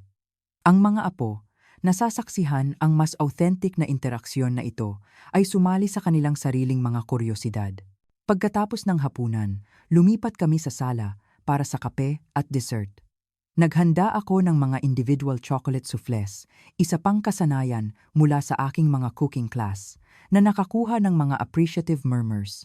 Iba rin po ito sa karaniwan naming Pasko, puna ni Stella, nakakulong sa isang armchair dala ang kanyang souffle. Mas thoughtful po. Dahil Pasko ito ni Lola Lena, hindi lang kopya ng Pasko ng lahat, matalinong sabi ni Eli mula sa kanyang puwesto sa sahig malapit sa apoy. Pinag-aralan ako ni Vanessa habang umiinom ng kape. Pakiramdam ko, nakikilala namin ang ibang tao kaysa sa mother-in-law na kilala ko sa loob ng 15 taon. Hindi iba. Banayad kong itinuwid. Mas kumpleto lang. Sa loob ng maraming taon, pinayagan ko ang sarili ko na matukoy ng aking mga role sa inyong buhay. Mama, Lola, Balo. Ang nakalipas na taon, binawi ko ang iba pang aspeto ng kung sino ako. Habang lumalalim ang gabi, napagod ang mga mas batang bata. Tiningnan ni Miguel ang kanyang relo, pagkatapos ay tumingin sa akin nang hindi sigurado. Dapat siguro kaming bumalik sa lodge na. Kailangan na ng mga bata ang kanilang kama. Tumango ako, napansin ang kanyang maingat na pagpapahayag. Hindi nag-aakala na mananatili sila sa aking tahanan nang magdamag tulad ng orihinal na binalak. Siyempre, bagaman welcome kayong bumalik bukas para sa almusal kung gusto ninyo. Talaga? Mukhang nabigla si Stella sa imbitasyon. Oo, sabi ko lang. Ang araw na ito ay nakapagpapagaling sa maraming paraan. Gusto kong ipagpatuloy ang usapan. Habang kinukuha nila ang kanilang mga gamit, kinokolekta ang mga nakakalat na wrapping paper at mga bagong laruan ng mga bata, ang mood ay kapansin-pansing naiiba mula sa kanilang entitled arrival kahapon. Bawat isa ay nagpasalamat sa akin ng individual na may iba't ibang antas ng sinseridad at pagkaalam sa sarili, ngunit lahat ay kinikilala na ang araw ay naganap sa mga paraan na hindi nila inaasahan. Nagpaiwan si Ellie habang ang iba ay patungo sa kanilang mga kotse, lumalapit sa akin nang may halatang pag-aalangan. Lola Lena, ayos lang po ba kung manatili ako ulit ngayong gabi? Gusto ko pong tumulong sa almusal bukas.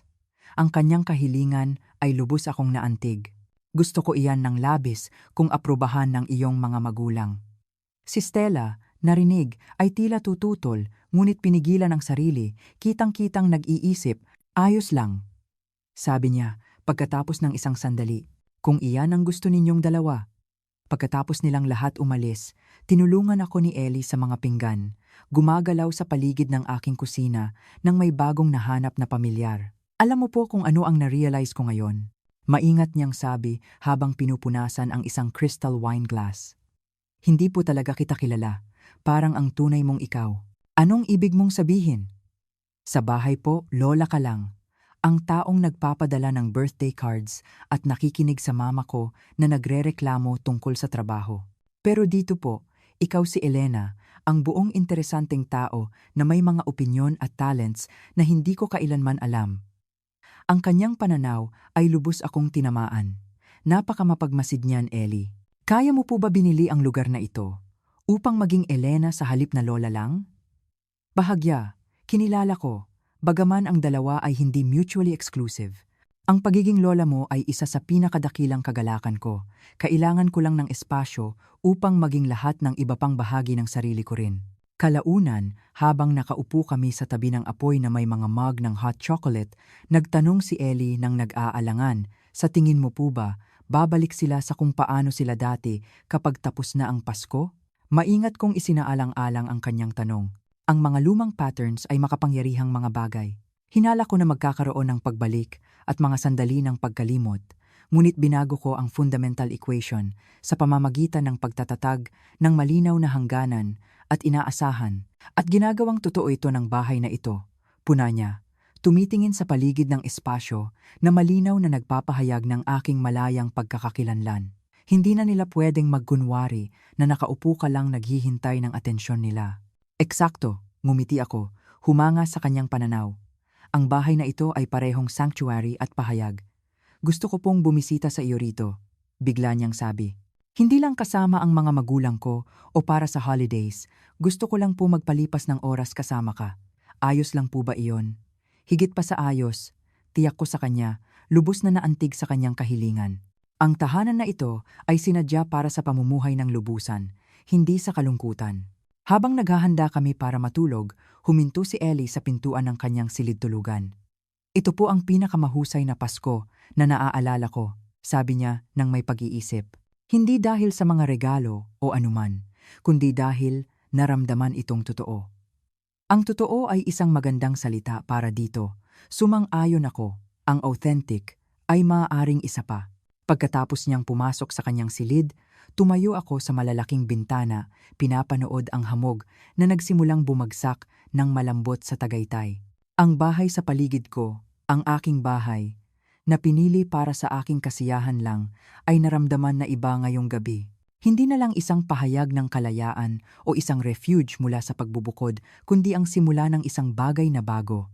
Isang lugar kung saan ang authentic family connections ay maaaring magkaroon ng espasyo upang lumago. Dumating ang tagsibol sa Tagaytay nang may banayad na pagtitiyaga, tinutunaw ang mga hamog mist sa mga umaagos na batis at inilalabas ang maputlang berdeng buds mula sa mga sanga. Nasa aking Tagaytay home na ako sa loob ng halos 4 na buwan ngayon, pinapanood ang mga panahon na nagbabago sa tanawin mula sa pristine white tungo sa masiglang paggising. Katulad ng lupa sa paligid ko, ang aking relasyon sa aking mga anak ay sumailalim sa sarili nitong pagkatunaw. Unti-unti, minsan humihinto, ngunit hindi maikakaila na umuusad. Ang mga pagbabago ay hindi nangyari nang magdamag. Nagdala ang Enero ng nag-aalangan na mga tawag sa telepono, maingat sa tono at tagal. Nakita ng Pebrero ang aking unang mga imbitasyon sa kanilang mga tahanan. Tunay na imbitasyon na may makatwirang paunawa, hindi mga last-minute obligations o afterthoughts. Ipinakilala ng Marso ang isang bagong pattern ng lingguhang naka-schedule na video call sa mga apo sa halip na nangyayari ng sporadically kapag ang pagkakasala ang nagtulak sa koneksyon. Maliit na pagbabago na magkasama ay kumakatawan sa makabuluhang pagbabago sa family dynamic. Sa partikular na umaga ng Abril na ito, nakatayo ako sa aking deck, dala ang kape, sinisiyasat ang ari-arian na labis kong minahal. Ang hangin sa Tagaytay ay nagdala ng amoy ng pino at bagong paglago, invigorating at mapayapa ng sabay. Tumunog ang aking telepono na may text mula kay Ellie, na naging pinakapare-pareho kong correspondent mula noong Pasko. Natapos ko po ang college application essay ko. Maaari ko po bang i-email sa iyo para sa feedback? Tungkol po ito sa paghahanap ng sarili mong boses sa huling bahagi ng buhay, inspirasyon po ng isang taong kilala ko. Ngumiti ako, nag-type pabalik ng aking masiglang pagsang-ayon. Ang pagbabago ni Ellie sa nakalipas na mga buwan ay partikular na rewarding na masaksihan. Mula sa medyo labis na nakatuon sa sarili teenager tungo sa thoughtful na dalaga na nagde-develop ng sarili niyang sistema ng halaga, madalas na naiiba sa materialistic priorities ng kanyang mga magulang. Ang tunog ng mga gulong sa graba ay umakyat sa aking atensyon sa driveway kung saan lumitaw ang truck ni Jerome sa paligid ng liko. Mula noong Pasko, ang aming pagkakaibigan ay lumalim sa isang bagay na hindi namin inaasahan, isang pagsasama na nagdala ng kayamanan sa aming buhay. Hindi romance eksakto, bagaman marahil ay lumalapit sa direksyong iyon ng may pasensya at pag-iingat. Magandang umaga, tawag niya, lumabas mula sa sasakyan na may isang bakery box sa isang kamay at mga gardening tools sa isa pa. Handa na bang harapin ang mga raised beds na iyon na pinag-usapan natin? Nagplano kami ng isang vegetable garden para sa maaraw na southern exposure ng ari-arian. Ang una kong pagtatangka sa pagtatanim ng pagkain sa halip na mga ornamental plants lang. Si Jerome, dala ang kanyang praktikal na kaalaman sa mga kondisyon ng pagtatanim sa Tagaytay, ay nag-alok na tumulong sa pagdisenyo at pagbuo ng mga beds. Ganap, sagot ko. Sinalubong siya sa ilalim ng mga hagdan ng deck. Bagaman hindi ako sigurado, naganap kong nakumbinsi ang sarili ko na may talent ako para sa paghahardin. Ang talent ay overrated, sabi niya. Inabot sa akin ang bakery box. Mas mahalaga ang pagtitiyaga. Ang mga halaman ay tumutugon sa pare-parehong atensyon, hindi likas na kakayahan. Parang mga relasyon, punako, tinatanggap ang mga pastries nang may nagpapasalamat ng ngiti. Eksakto tulad ng mga relasyon, sumang-ayon siya. Ang kanyang mga mata ay kumikislap sa mga gilid. Ginugol namin ang umaga sa pagsukat at pagbuo ng mga cedar frames na hahawak sa una kong pagtatangka sa paghahardin. Ang pisikal na trabaho ay satisfying sa mga paraan na bihira kong inialay sa akin ng nakaraang buhay.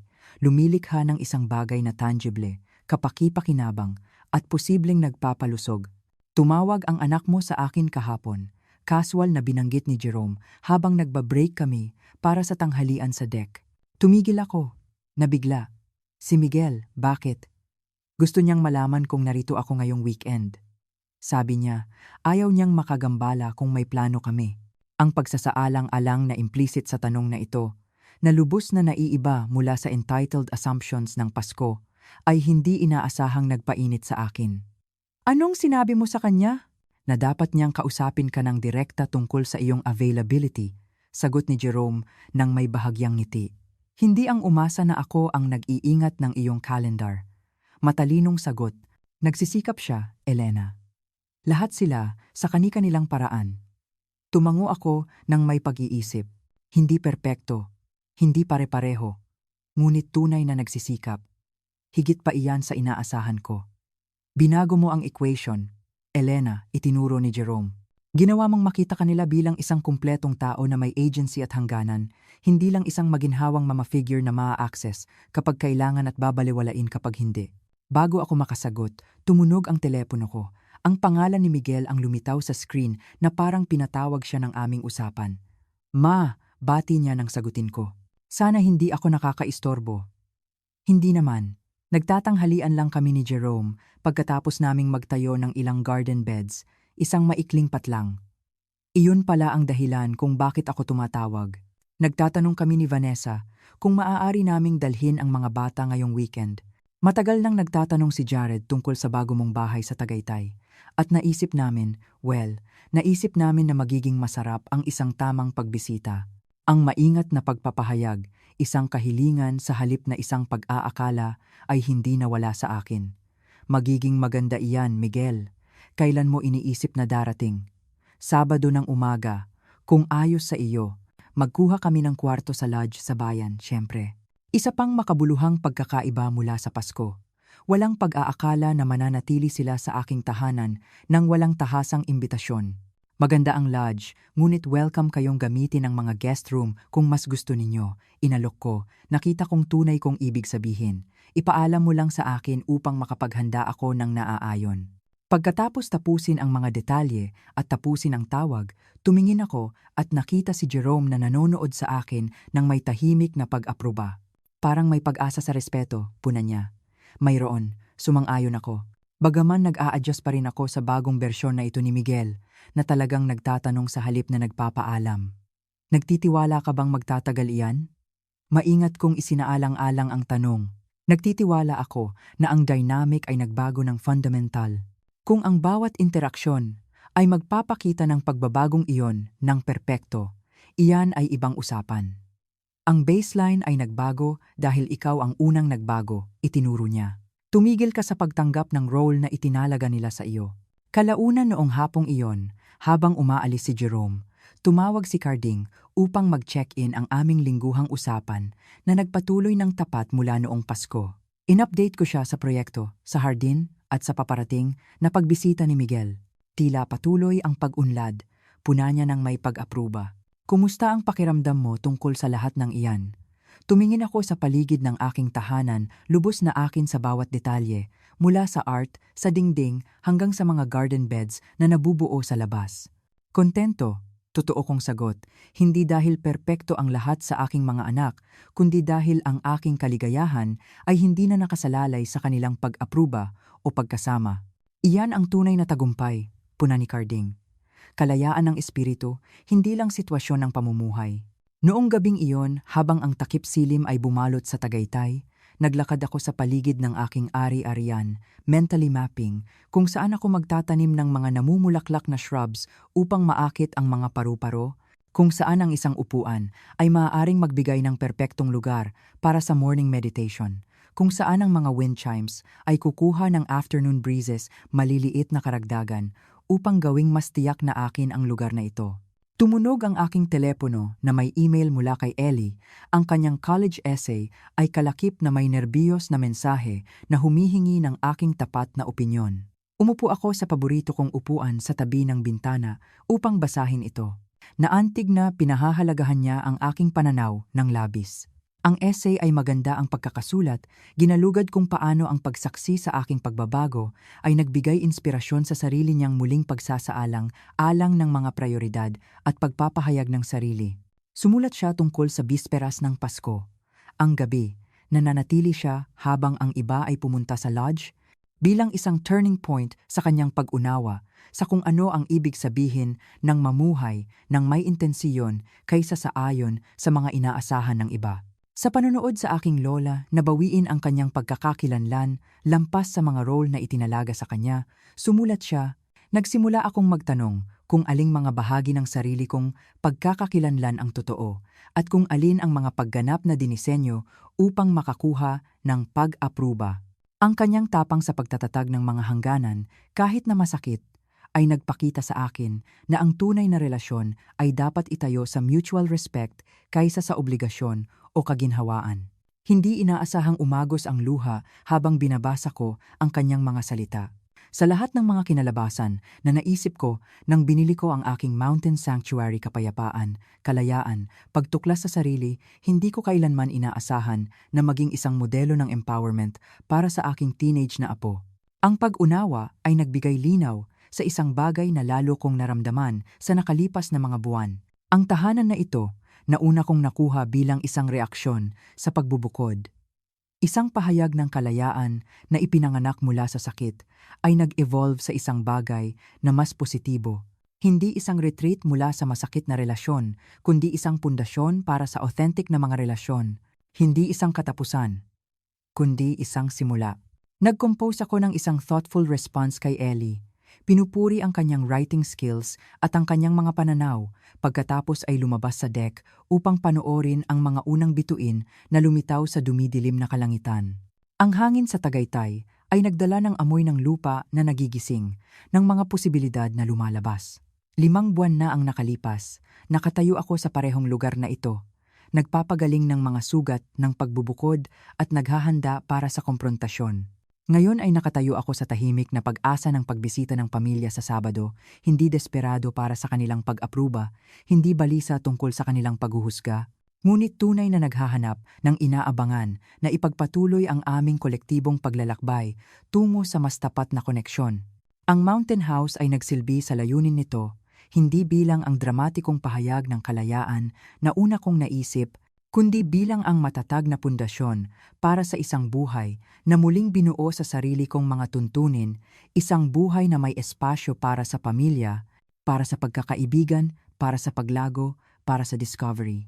Isang buhay kung saan ang pagiging nakalimutan para sa Pasko ay humantong sa pamamagitan ng hindi inaasahang mga landas sa pagiging tunay na nakita sa unang pagkakataon sa loob ng maraming taon. Ngumiti ako sa lumilitaw na mga bituin, nakakaramdam ng pagiging grounded at malaya tulad ng mga bundok mismo, nakatayo ng matatag habang umaabot sa kalangitan.